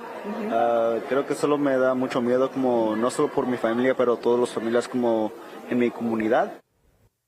So that's Fidel, and similarly, he's echoing the sentiment that he doesn't really know what to feel, but he just feels fearful for all of the people in the immigrant community and all of his family and friends. And here is Joy Reid's takeaway from that anxiety and fear. Now, having heard that, it must be said that Donald Trump made major gains with Latino voters, particularly Latino male voters, last night. So she's like, I don't understand. How could Latinos have voted for him, seeing that these people are so anxious and fearful? And it might be because those Latino voters are citizens who obey the law. I'm just guessing here. And there's a lot that I like to say in response to that particular clip. Foremost, it's interesting too. Like a lot of people that migrated here legally are very upset about the legal immigration because they feel like, yo, we came here, we did everything good. Y'all can't even control y'all borders. Like, what was the point of wasting all of our time, like, learning about the president, learning about the cabinets of government, doing all of that? And if y'all was just going to let people in here anyway. So it's very interesting to see that some people, like, who migrated here legally, you know, how they feel about it. And if you would listen to CNN and you would listen to Joy Reid and you would listen to all these different, you know, pundits of the left, you would think it was they would super crazy upset about it. Like, no, like a lot of them want Trump in to fix the border. They got away from a lot of craziness. You know, they don't want a lot of craziness coming to America. Like, this is why they came here, you know? So I don't know, man. Shout out to the people who came here legally. It is borderline comical that none of the children speak English, because that tells us just one of two things. One, they're either brand new here. And shout out to y'all for hitting the likes. They slowing the video down. It's at 66,900 views. And therefore should have no problem. So, like, we got to push. I see the hundreds, like, coming up. We got to push this video. Just like y'all been pushing it. Share the video. Hit the likes. Going back home, or they have made zero effort to acclimate themselves to our country. And there's something about that to me that just feels so arrogant. Like, if you're going to come into this country and you're going to explain to us that your parents did so illegally, wouldn't you just make your best effort to try to acclimate yourself to our society and learn our language? Is that just me feeling? You heard what Obama said? Like, people asked him, like, what do you think about, like people coming here that don't speak English. He's like, maybe you need to speak Spanish. I'm like, no, he did not. Obama is wilding. It's crazy. Like that just is wrong that they don't engage in that way. And the other thing of note here, and this is really important, I want you to lean in, it's very important. Their parents broke the law, okay? So this is what happens everywhere in the entire world when your parents break the law. It's actually quite audacious to be willing to appear on camera and to ask for sympathy after your parents have broken the law. Like, think of any other scenario. If I was like, hi, yes, I'm watching because this person is about to be elected, the sheriff, and my dad broke into the neighbor's house and he's just been taking free stuff. But if this sheriff gets elected in this town, he's going to take my dad away. It's going to separate our family. My dad's going to go away for breaking the law, and it's going to separate our family. Yes, that's how this works. When you break the law, you risk being separated from your family as a consequence of having broken the law. And I like the guy that's going to be the new border czar or whatever. Like, he's basically saying, because he was asked, let me see if I can show you. And they were like, well, what do you think about families being ripped apart? And he was like, I used to be a police officer in New York. When I would pull you over and you got a DUI, I would separate the family. If I pulled you over, you know what I mean? If this and that happened, the family would be separated. So what's the difference? All right, so this is it. Let's let him talk. This memo. You're not the author, but you signed the memo. Yes, a zero tolerance memo. So you provided the official recommendation to Secretary Nielsen on for the United States to pursue family separation. I gave Secretary Nielsen numerous recommendations on how to secure the border and save lives. But it says here that you gave her numerous options, but the recommendation was option 3, family separation. What I'm saying, this is not the only paper where we've given the Secretary numerous options to secure the border and save lives. And so the recommendation, of the many that you recommended family separation. I recommended zero tolerance. Which includes family separation. The same as is with every U.S. citizen parent gets arrested when they're with a child. Yeah, now what you gonna say, lady? No, what you gonna say now? Like, we gonna get back to what you gonna say now? She is fighting to open up the borders. She in America doing this. This is she. Come on, bruh. I cannot believe this is going down in this country. People are fighting to be able to have people come in here and circumvent like our process. This is crazy. You recommended family separation. I recommended zero tolerance. Which includes family separation. The same as is with every U.S. citizen parent gets arrested when they're with a child. Zero tolerance was interpreted as the policy that separated children from their If I get arrested for DUI and I have a young child in the car, I'm going to be separated. When I was a police officer in New York and I arrested a father for domestic violence, I separated that father Mr. from his Holman, family. with all due respect, legal asylees are not charged with any crime. They're here illegally. In the country illegally is violation 8 United States Code 1325. Seeking asylum. Yeah, thank you, dude, that said that. Like, she is losing it. Rita, get her, Rita. She is losing her mind. Child in the car, I'm going to be separated. When I was a police officer in New York and I arrested a father for domestic violence, I separated that father Mr. from his Holman, family. with all due respect, legal asylees are not charged with any crime. When you're into the country illegally, it's violation 8 United States Code 1325. Seeking asylum is legal. If you want to seek asylum, you go through the port of entry, do it the legal way. The Attorney General of the United States has made that clear. Okay. Mm-hmm. Get out of here with that. By the way, there is, in fact, a solution to all of this anxiety and all of this sadness.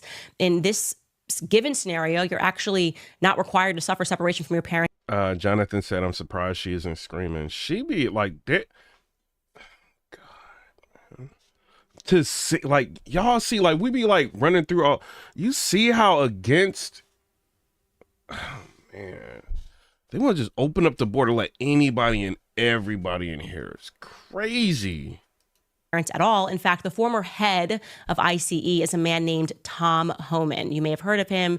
It was when Trump's first administration, the first 4 years, and he went on 60 Minutes and fielded questions about the costs that are associated with deportation, as well as how families that face deportation might stay together. Take a listen to what he had to say. We have seen one estimate that says it would cost $88 billion to deport 1 million people a year. I don't know if that's accurate or not. Is that what American taxpayers should Yeah, this 60 Minutes, they be playing with me, bro. Let me fast forward this. expect? What price do you put on national security? Is that worth it? Is there a way to carry out mass deportation without separating families? Of course there's. Families can be deported together. Talk to her, bro. Yes, they can go together. Now what? Hey, Trump. I like that dude, bruh. Zero tolerance. That's the only way they gonna understand. I'm rocking with it. Thug life. They can go together. Hey, and what? I just watched this. Sicario. Y'all might want to watch that. Might want to watch it. They can get up out of here. Hey, ain't no better way to say it than that. Shout out to him, bro. I love how he said that, bro.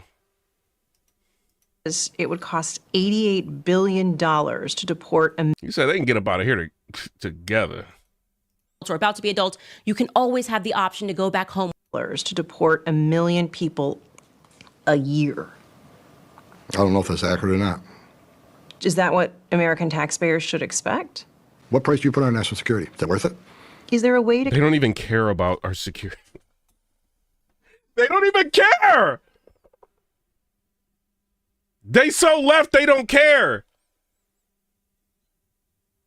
Carry out mass deportation without separating families? Of course there's. Families can be deported together. That is just the reality of the circumstances, is that everybody can go back home. If that is something that is so crucial to you and you want to stay with your mom and your dad, those people obviously look like they're adults or about to be adults. They act like these people paying taxes or something. You can always have the option to go back home with them. There is actually a legal process to getting into this country. I know because I married an immigrant and the process is long. It's a lot of paperwork and it's really annoying, but you have to know what it looks like and what it feels like for us when we are doing things the legal way, waiting years in line for my husband to be able to receive a passport, doing everything right, having to go through work visas, everything. Have y'all, I'm looking at the chat now. Have y'all been outside the country? When you go outside the country, you know what I'm saying? Like if you go to Europe or something, they checking that passport. They are. Even if you go to Canada, hey, they gonna check you with a fine tooth comb before you go through there. Why is America like so different? Why are they just all right? So if y'all don't care about the security of America, what's up with what's that called? Like when you go through plane security, the airport security? Why we need that? Y'all obviously don't care. Why we gotta take our shoes off and do all that? Y'all don't care. Who cares about the planes? Like, y'all don't care about nothing, it seemed like. We have done for the last 5 years, only to see this woman sit up and be like, yeah, my parents didn't do that, but it would be really unfair if you sent them back. I just don't understand how they don't understand. And it is just this. Our parents broke the law, but you can't take them out of here. Like, come on. Sort of consistent mainstream media delusion that is difficult for most Americans. Let me show y'all this. Like, Trump is getting down, bro. You're not the author, Hold but on. you signed the memo. Yeah. I'm about to show y'all this. Trump ain't playing, bro. That's why I say they gotta protect this dude. Watch this. Trump ain't playing, bro. Our country is being poisoned from within by the drugs and by all of the other crime that's taking place. The drug cartels are waging war in America, and it's now time for America to wage war on the cartels. In this war, Joe Biden has sided against the United States and with the cartels. Yo. I gotta react to it. It's a reaction. What y'all think about this? Yo, he not playing, bruh. They are making more money than they've ever made before, times 10. There's never been anything like it. They're major, major companies. They're bigger than even some of our biggest companies. Biden's open border policies are a deadly betrayal of our nation. When I am president, it will be the policy of the United States to take down the cartels, just as we took down ISIS and the ISIS caliphate. And hey, first of all, I ain't got no problem with y'all. You know what I'm saying? Thug life. I ain't got no problem with y'all. I'm just saying, I'm just letting Trump talk. You know what I'm saying? I'm just saying, I know y'all get down. You know what I'm saying? I ain't saying nothing. You know what I'm saying? I'm just letting Trump talk. Somebody, Fancy said, this is the United States of America, not the United States of the world. So miss me with that. And just as unlike the situation we're in today, we had a very, very strong border, the strongest border, in fact, in the history of our country. And drugs were at a low of 45 years. Shout out to Deontay Kennedy as a member. You can join the membership. Shout out to y'all. It allows me to first of all, see you. You know what I mean? And I try to give priority to the people that are members. You know what I'm saying? That's like really what's driving me to do content like this. Because I make more money like talking about entertainment. But, you know, the memberships and stuff have been like, and the super chats have been, you know, helping me continue to do this. Shout out to y'all for helping sponsor. Shout out to you, Deontay Kennedy. There's been nothing like what we did just 2 years ago. We will show no mercy on the cartels. Every day, drug traffickers are using the waters of our region to ship their lethal poisons to America, killing so many of our people. And yo, this dude ain't no joke, bruh. Y'all gotta understand. All right, so it's a big reason why people are leaving Mexico. They don't want to be dealing with this. And Trump is like, no, they ain't about to run America. That's what he said. I ain't saying it. This is what Trump is saying it. You know what I mean? Like, they ain't about to, once they over here, ain't nothing y'all can do. I'm just saying, I ain't saying nothing bad about you. I'm just saying, when they come over here, it's a wrap. The Mexican government can't even do nothing with them. So he trying to like stop it, you know, so I don't know. Ruining families. In addition to restoring strong border security. The video is called Breaking the United States to Officially Declare the W word. I don't know if you can say that on YouTube. On Mexican cartel. Yeah, they trying to like, bro, I'm going to say this. The person that asked me that, this video should be everywhere. But a lot of social media, I'm telling you, they don't want, and I'm not saying this to y'all, YouTube, shout out to y'all, because I asked y'all if y'all was cool with me, like, you know what I'm saying? Because, you know what I mean, playing Trump, you know what I'm saying? They say one way or another, right? But a lot of these social media, you can't say nothing positive about Trump. A lot of them. So that's why it's hard to find. Like, why is this speech so hard to find? Can somebody tell me? Tell me, please, on social media networks, why isn't this on Facebook and everywhere? He telling y'all what he about to do with the country. This should be plastered everywhere. Let Kamala Harris have one. Let her have one. And she was to say something. This will be everywhere. How many times did we hear Kamala Harris say, oh, I prosecuted transnational organizations? You heard her say that everywhere. This dude talking about getting rid of, bruh. And ain't nobody, you can't find it?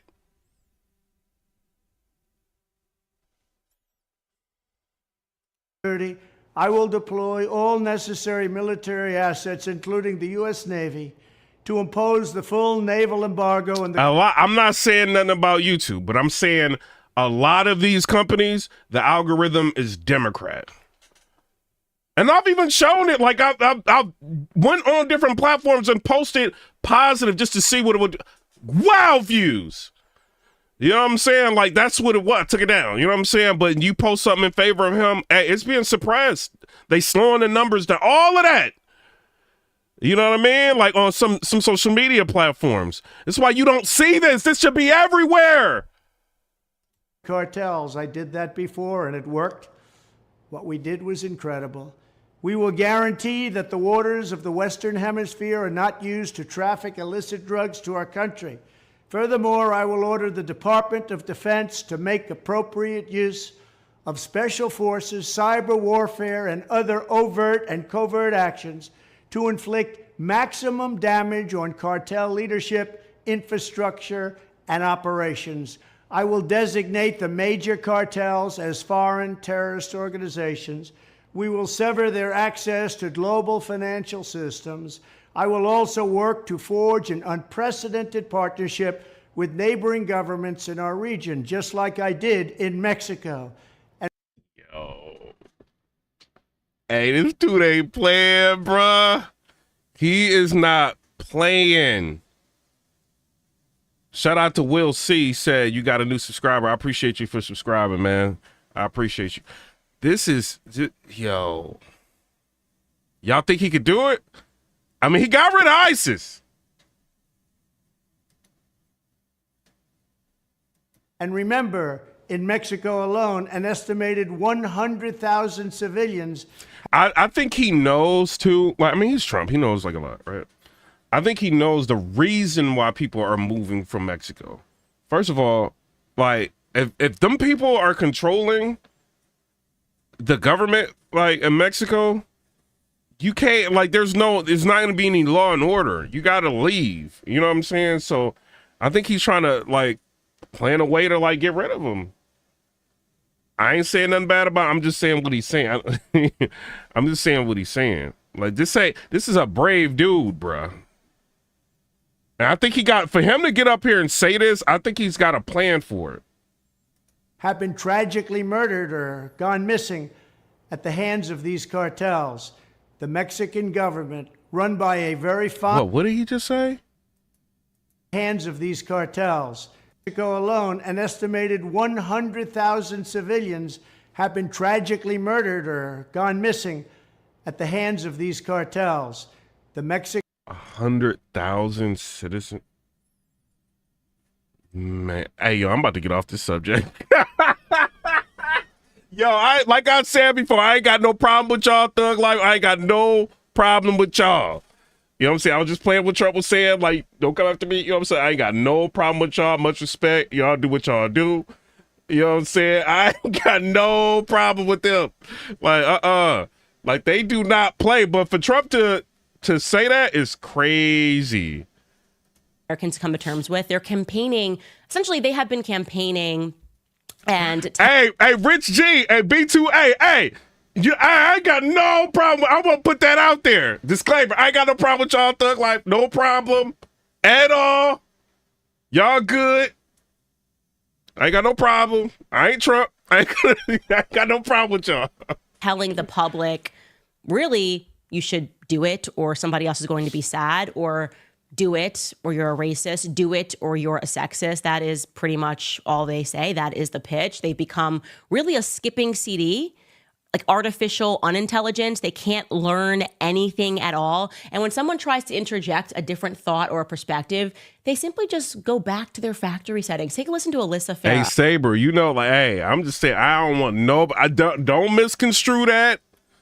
I ain't got no problems with y'all at all. Like, Thug Life, like, is what it is. Y'all trying to play me, bro. We got 101,400 subscribers. Y'all trying to play me, bro. How come, like, all these other people got, like, almost 1 million subscribers and I only have, like, 101,400? Y'all trying to play me, bro. And then, like, this how y'all be trying to play me. I'm going to do an experiment, right? I'm going to do an upload. I'm going to see if y'all going to watch. Y'all be playing, bro. Okay, that's the fake Republican, you know, the mandatory. Hit the notification bell. Fake Republican that they have on The View, and they go, oh, I'm a Republican. Y'all see me trying to change the subject. I ain't messing with them people, man. Shout out to them.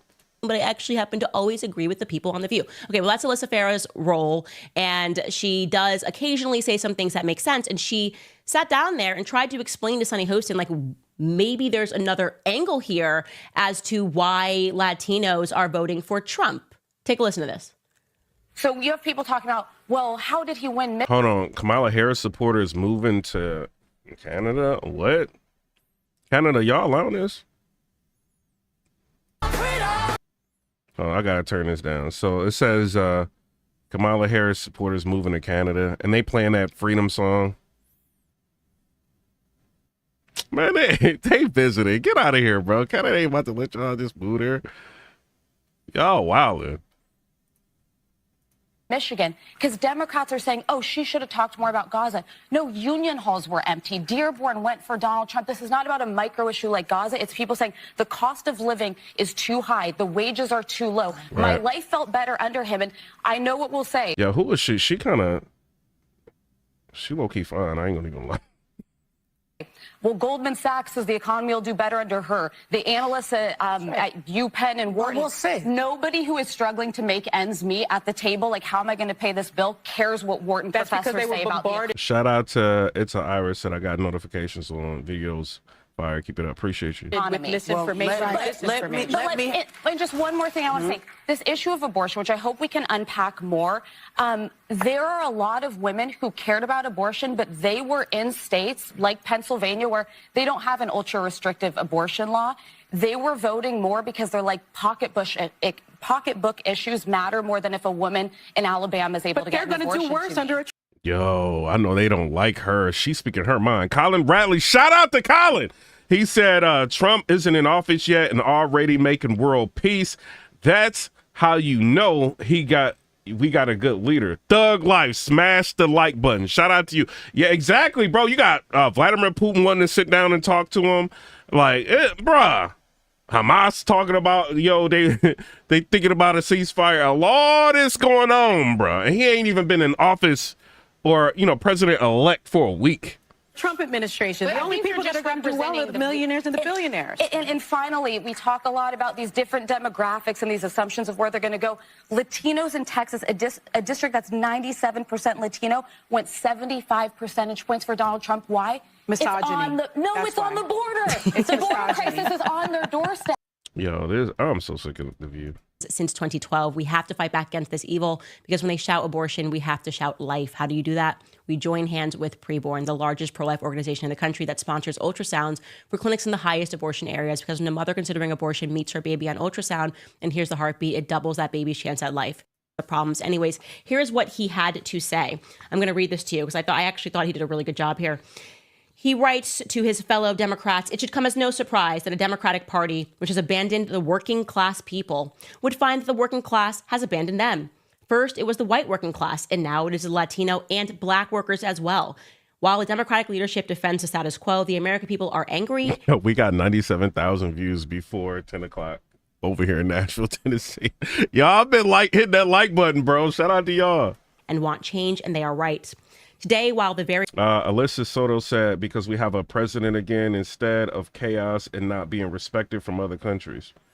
Rich are doing phenomenally well, 60% of Americans living paycheck to paycheck, and we have more income and wealth inequality than ever before.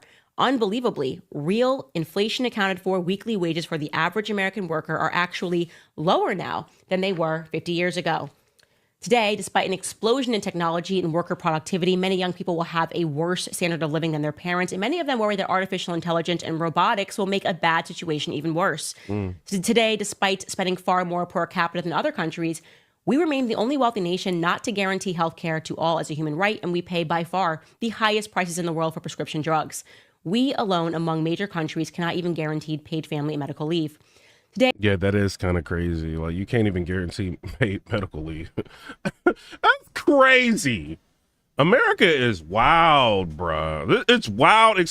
Like, a lot of people may be able-bodied, and some people are not able-bodied. They may have issues like some veterans may have been injured and stuff like that.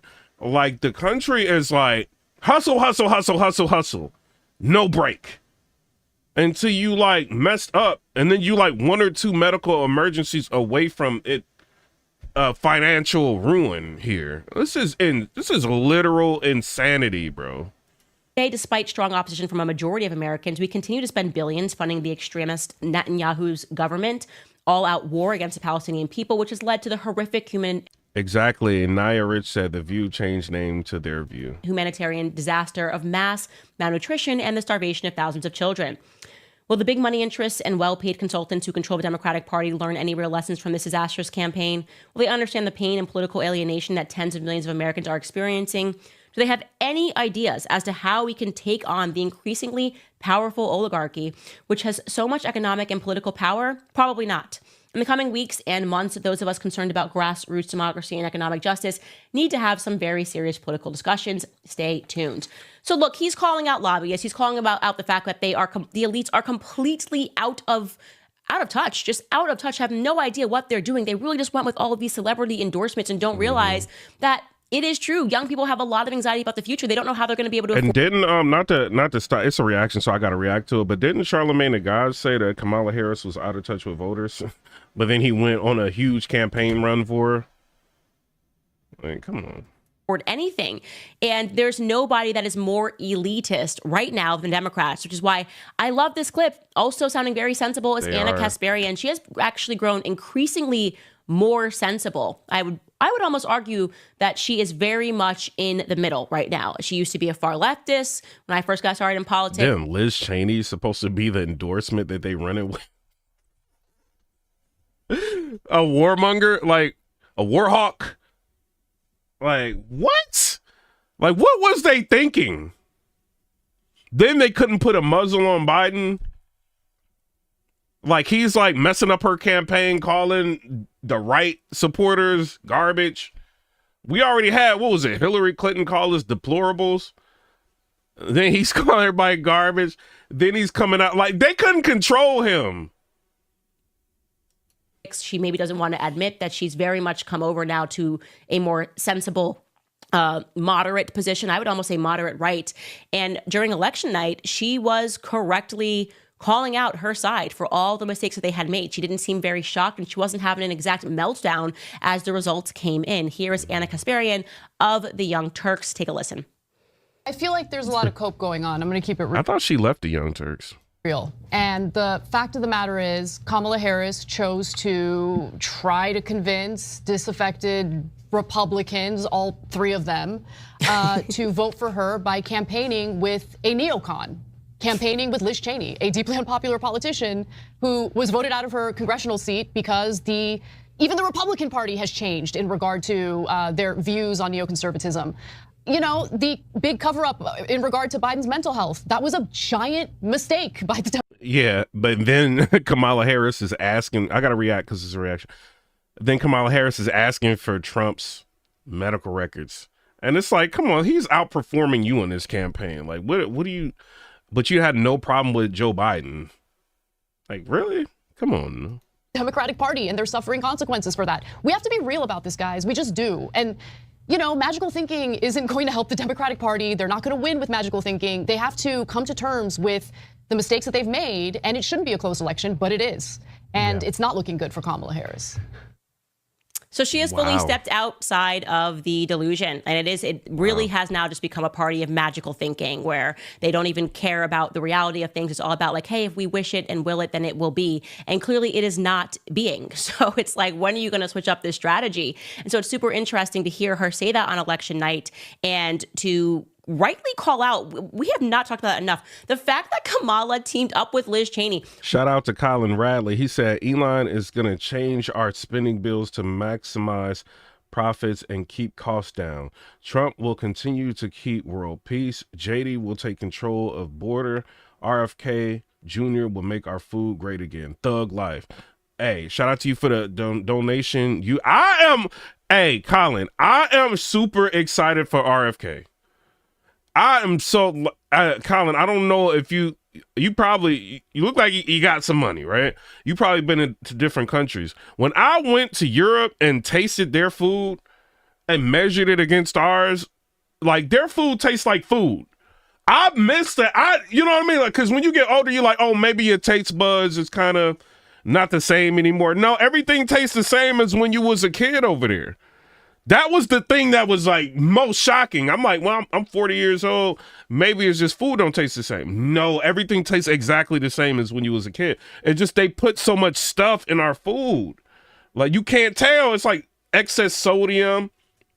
Like in our food, all these like aspartame, all this crazy stuff that they don't have over there. You know, it's just it was amazing to taste the food. And then I came back here because I was over there for eight days, Colin, right? So then I came back to America, and then I went to, I'm thinking like, yo, I'm about to go to Trader Joe's, I'm about to go to Whole Foods, I'm going to Publix, I'm getting away from like the Kroger, I'm about to eat real good, right? Man, every place I went to, like the food tastes like salt. You know what I mean? Either too salty or, you know what I'm saying, just a weird aftertaste with the food. Like, you don't even notice it when you hear until you leave and you come back and you eat. And then, like, even like Chipotle and stuff, like I came back, had Chipotle, I had like a weird taste. I'm like, what is this?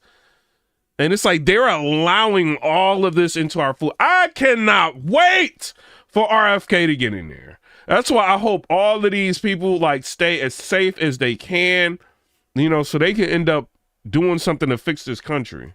We hate Liz Cheney. Nobody likes Liz Cheney. There's like the one thing the left and the right have agreed on forever is like Dick Cheney and his family. Awful. Like Dan said, Dan Malone, I'm going to say what you said. He said it's the food's fault we can't get it up anymore.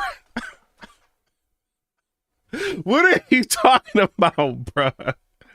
But the food is crazy here. And it's expensive. I don't want to hear no more, because I think what they were trying to say is that, you know, you have to put all these additives in the food because it's so many people. If you don't, you know, you can't grow food like it's fat. But then you go over to Europe and you see all them people over there, and it's like they don't put all that stuff in their food. Like, y'all just trying to get us sick, bro.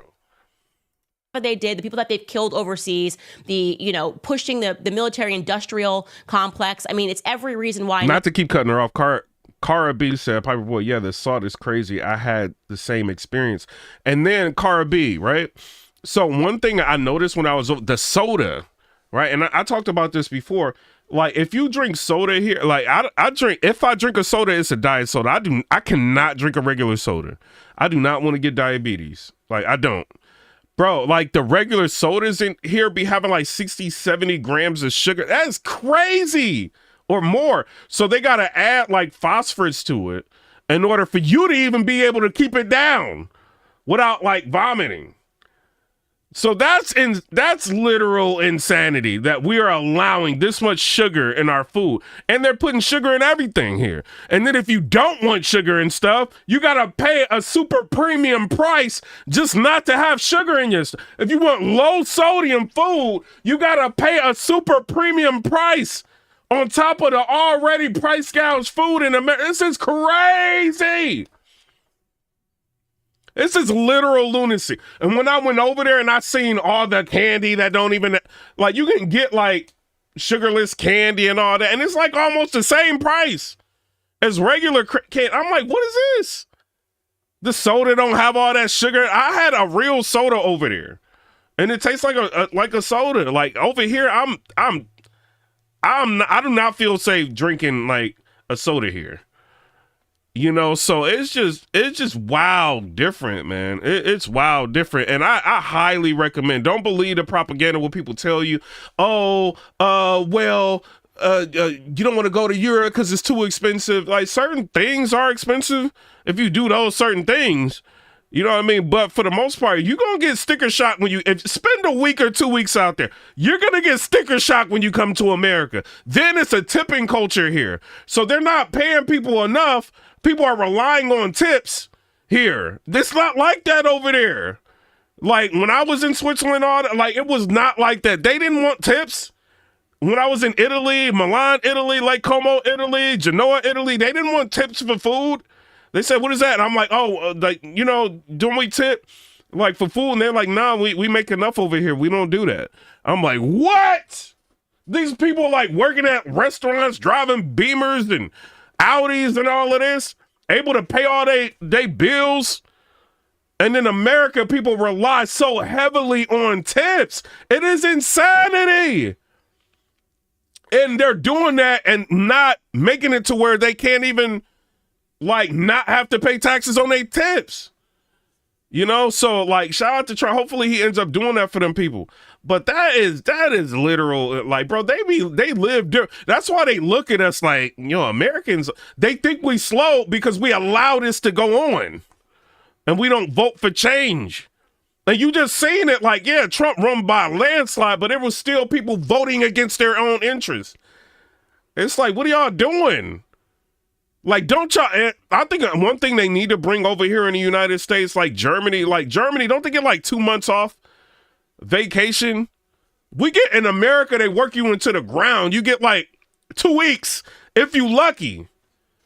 You know what I mean? And then with the 2 weeks, you got to think about even taking the 2 weeks off because you need the money. And then people be like, yo, I could cash in these 2 weeks and get an extra check. That's insane here. You know, so like that's why people are super stressed out, crazy anxiety, people acting, you know what I mean, going haywire. You know, all the NPCs in America that are like the people are like going crazy because they're over like loaded with stress. And you go over there to Italy and everybody chilled out, even the workers. You be like, what? You be at high anxiety, they be chilled. They ain't worried about nothing. You know what I'm saying? Like, I don't know, man. I don't know. Shout out to that. But that opened my eyes, Cara B. Like, that really opened my eyes. No one really buys that Kamala Harris had no power as a VP. And Cara B said, yeah, it's out of control, especially in California. It's crazy. When Dick Cheney was running the White House for 8 years, right? And calling all the shots. And we know that they're an unbelievably corrupt family. And Kamala was like, yeah, I'm going to lock arms with her. And get whose vote? I mean, it was just so silly. Blunder after blunder after blunder. But amazingly, and this is what's getting really interesting, to see Anna go after these delusional leftists, like in a way that you can't imagine she would have done in the past. Like, I feel like in the world of BLM, you could never imagine Anna Kasparian having gone after Nicole Hannah-Jones.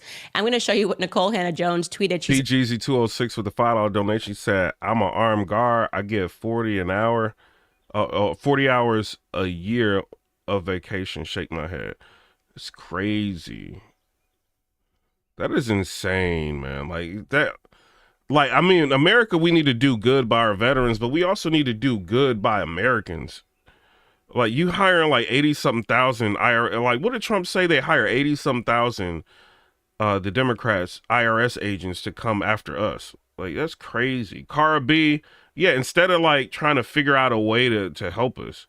Cara B said, yup, 2 months holiday, paternity leave.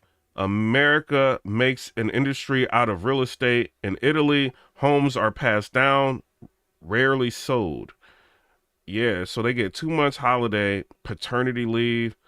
That's crazy. Like, it is wild here, bro. That's why I'm like terrified to have like another kid. Like, can you imagine? And then like with the high cost of everything, you got the people who, you know what I mean, like daycare and stuff like that, like they are charging insane amounts of money. Like I couldn't have a kid right now. My girl, she was thinking about, she was like, yo, like she kind of like let me know she want a kid. I'm like, you might want to find somebody else. I do not want no other kid. Ain't no way. Ain't no way. I told her, hey, Thug Life, I told her, I'm like, you might want to find, I told her that. You might want to find somebody else. I do not want another kid. You know what I'm saying? Just because it's just, bro, they will, I can't go through it, bro. I'm trying to find a way to retire. You know what I mean? I'm not about to be working another, like crazy, another 18 years. No, bro. Like my daughter and my son, they get like 18. I'm out. Italy somewhere. Thug Life. I don't know where it's going to be. Switzerland. I'm getting up out of here, bro. If they cannot fix this country, I got faith in Trump. But if they cannot fix this country, I am out, bro. They're not about to tax me to death, you know what I'm saying, and be working. And next thing I know, I'm like 70-something years old, a Walmart greeter. I'm not about to do that, bro. I am out. You know what I mean? Like, if they cannot fix this country, I'm gone, bro. Freedom of speech was just jeopardized. Kamala regime was about, nah, bro. Essentially somehow a Pulitzer Prize winner. I don't know, it's DEI stuff, you know, but this is what she tweets. Somebody said, FYE said, you letting the system win if you don't have more kids. They can win all day long because I ain't about to do it. These tweets following the election. This is her diagnosis of what's happened and how they lost. It was naive to believe that if Kamala Harris avoided discussing her race and gender, that if she evaded so-called identity politics, that she would nullify the liability of being a black woman seeking the presidency. Identity politics is crazy. Like, people was really just voting off of that. That's crazy. That's literal insanity, bro. A country where racism and misogyny are embedded in the culture. This is a country that responded to a multiracial electorate sending the first black president to the White House with a minority of the white vote by electing an openly white racist man over the person who could have become the nation's first woman president. She goes on, anti-blackness continues to, by the way, drink every time you hear the word black if you want to die. Anti-blackness continues. Candace is funny, bro. To be a powerful force in this country, and anti-blackness cannot just be attributed to white Americans. It's my favorite part. The shock about the significant increase in Latinos choosing Trump with his anti-immigrant rhetoric, family separation policy, and insults of Latin countries over a black woman tells me too many people fail to understand that anti-blackness is deeply embedded in Latino cultures as well, and that the interests of those who are part of that very large multiracial, multinationality Latino category are not, and not ever have they been necessarily aligned with those of black people, simply because many white Americans do not consider them to be white. This is why, as I argued in my essay on the color blindness scam, that we must stop lumping all non-white people into a single of color group. This woman is really out here trying to convince us that Latinos are racist. She's like, they're just racist. Like, this is amazing. And it's like, how is that going to work for you? How, if that's going to be now the adjusted approach, like you just keep calling everybody Hitler, everybody racist, and it just keeps the party of Hitler and racism just keeps getting bigger and bigger. And now you've arrived at like, yeah, no, the Latinos, they're racist too. These Puerto Ricans, these Dominicans are racist too. That's the problem. They're anti-black. You anti-black Puerto Ricans, how dare you? How dare you? Seriously. It is completely nuts. She is so crazy. It's unbelievable. Well, Anna Kasparian actually replied to her, and she just said this, and it's accurate. She wrote, "This is delusional," which I think she said, "This is effing delusional," or "This is something delusional." Why is it okay to be openly bigoted like this? And yes, Anna, that is what so many people recognize by the Democratic Party. They scream racism when in fact they are the racists. They just can't. Yo, you hear what she said? Let me show y'all this, right? She said they scream racism when they are the racists. Let me show you something, what she's kind of saying. Listen to this Rosie Perez. Like, they're trying to, like, basically say other people are racist. But listen, this lady says the most racist thing. Listen to this. Those racist comments do not help. And if you kick every Latino out of this country, then who is going to be cleaning your toilet, Donald Trump? Oh, that's no. In the sense that, you know what I mean? Like, what I'm saying There's more jobs. Did y'all just hear what she just said?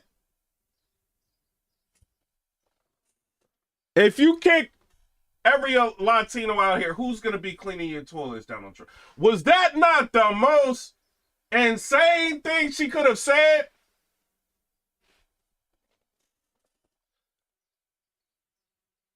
What was that, Ozzy Osbourne's daughter? Those racist comments do not help. And if you kick every Latino out of this country, then who is going to be cleaning your toilet, Donald Trump? Oh, that's no. In the sense that, you know what I mean? Like, what I'm saying There's that more jobs. Rosie Perez, you better put her in her place. Let's see if she said anything. In LA, they always but they don't. Latinos are not only the only people I didn't mean it like that. Come on. No, I would never mean those racist. Latinos are not the only people doing that. You should have went off on her, Rosie Perez. Like, you being too light. Like, with that, you low-key bugging Rosie Perez. Ain't no way she about to be saying nothing like that around me and if I'm a Latino. But let's listen to this. This is the new Borders are. Let's listen to this. First of all, your comments are disgusting. I've served my country. I've served my country for 34 years. I find your comments this is out of control. As well. I've served my country for 34 years. And yes, I held a 5-year-old boy in my arms in back of that tractor trailer. I knelt down beside him and said a prayer for him because I knew what his last 30 minutes of his life were like. And I had a 5-year-old son at the time. What I've been trying to do my 34 years serving my nation is to save lives. So for you to sit there and insult my integrity and my love for my country and for children, that's why this whole thing needs to be fixed. And you're the member of Congress. We agree on that. Fix it. We agree on that, but I disagree. But I also disagree with your characterization of him. Yo, he turning red. He mad. Fix this. Thug life. Why you sitting up here talking to me? Why is this not fixed? Yeah, you gotta like, hey, talk to him like that. Talk to him. Talk to him. People for 3 decades on this. Gentlemen, time is. Look, you want to know why there's 50,000 people in detention? You want to know why we have 1 million illegal entries in the United States? You want to know why we have these issues? Because you have failed to secure the border. You have failed to work with this president to close the 3 loopholes we've asked for 2 years to close. So if you want to know why this issue exists, you need to look in the mirror. You have failed American people for not securing the border and closing loopholes. Mr. Homan, Look, please respect the chair and the authority of the chair. The time of the gentleman has expired. I've asked you politely to let me go beyond my time, and you let other people go beyond their time, but not to Tom Homan. He don't get me go beyond his time. Mr. Homan, we have approved an agreement between the Republicans and the Democrats with the ranking member. We increased the time of one member of Congress who was interrupted by a protest. That is done with the approval of the ranking member. Please respect the chair's authority. I respect the chair's authority, but the chair... Mr. Homan! You work for me. I'm a taxpayer. Who you think you is with that guy? Mr. Homan, who do you think you is, lady? He don't get me go beyond his time. Mr. Homan, we have approved an agreement between the Republicans and the Democrats with the ranking member. We increased the time of one member of Congress who was interrupted by a protest. That is done with the approval of the ranking member. Please respect the chair's authority. I respect the chair's authority, but the chair... Mr. Homan! You work for me. I'm a taxpayer. I'm a taxpayer. You work for me. So the recommendation of the many that you recommended family separation. I recommended zero tolerance. Yo, you know what's funny? That girl right there, a friend of mine, ex-girlfriend, looks exactly like her. Like low-key. That's why I'm like really like crazy, like looking at her like, what? She looks exactly like her, bro. But shout out to, you know what I'm saying? Dude, but yeah, that's crazy.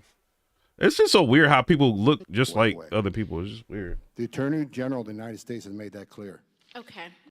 We have seen one estimate that says it would cost $88 billion to deport 1 million people a year. I don't know if that's accurate or not. Is that what American taxpayers should expect? What price do you put on national security? Is that worth it? Is there a way to carry out mass deportation without separating families? Of course there is. Families can be deported together. You better start packing now.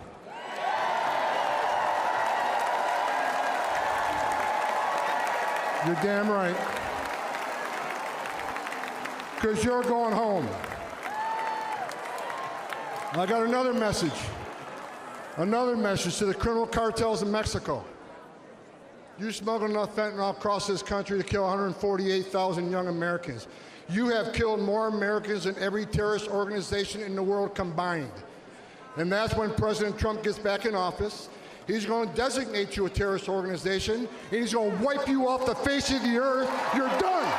You're done. Why would you release 5 or 6 female children to one male sponsor? Why would you do that? So God help these children. God help these children. I love kids. And this administration, I don't want to hear another word about you being humane. You're putting children at risk. Record number of Americans are dying. Record numbers of migrants are dying. There's one guy who can fix this shit, and it's Donald Trump. Yo, I like that dude, bro. Cannot process how a person might be able to think beyond their skin. Maybe they don't realize that people might be thinking not with their skin, but with their brain. Could you imagine people thinking with their brains? Yeah, no, not this woman, not Nicole Hanna. She's like, no, absolutely not. They everyone's just becoming increasingly more racist, and we're going backwards. And before you know it, we're going to blink, and we are all going to be enslaved this time by the Puerto Ricans. Okay, So really, what are we contending with? What are they contending with in the Democratic Party? These are just people who don't want to face reality, people who are legitimately, I believe, suffering from a delusional disorder. Because how else could you describe that? Like, you're just saying Latinos are anti-Black. They're choosing to be that delusional. They want to keep up the facade. They want to keep up the performance, even as their tribe gets smaller and smaller and smaller. And who better to give us an example of what I'm talking about when I say utterly delusional and really just speaking to hear yourself speak than Jimmy Kimmel. And I hate to tell you guys, but he's crying again. Take a listen. Let's be honest, it was a terrible night. He's crying again. She be smoking people. Last night. It was a terrible night for women, for children, for the hundreds of thousands of hardworking immigrants who make this country go, for healthcare, for our climate, for science, for journalism, for justice, for free speech. It was a terrible night for poor people, for the middle class, for seniors who rely on Social Security, for our allies in Ukraine, for NATO, for the truth and democracy and decency. And wasn't Sarah Silverman with him? Like, it was a terrible night for everyone who voted against him, and guess what? It was a bad night for everyone who voted for him, too. You just don't realize it yet. Nope. Beg to differ. It was a great night for people that voted for him, and it's been a great week, and it's going to be a great 4 years. But I just have to call out Jimmy Kimmel. We should have put together a compilation. Do you understand how much this man cries on demand? You know, it was a terrible night for his wife. You know how embarrassing it is just see a grown man cry over Ukraine? He lost it on Ukraine. You think that he has ever stood up there and cried about the gas prices or like the grocery prices or cried on behalf of the Americans, people that are working with their hands and literally paycheck to paycheck because Zelensky's wife needs to go on another shopping spree in Paris, which is what she has done. I mean, there have been articles about the corruption of where our money is going. It can't even be audited. We're just turning a bunch of Ukrainians into oligarchs. They purchased, this is a fact, they have purchased so many yachts. You should have seen the amount of Ukrainians that were rolling up in yachts when I was on vacation in Saint-Tropez. I was not on a yacht. I was just walking the harbor, and there was just a bunch of Ukrainians. Like, it's so insulting. And he's up there crying to keep it going because what is he?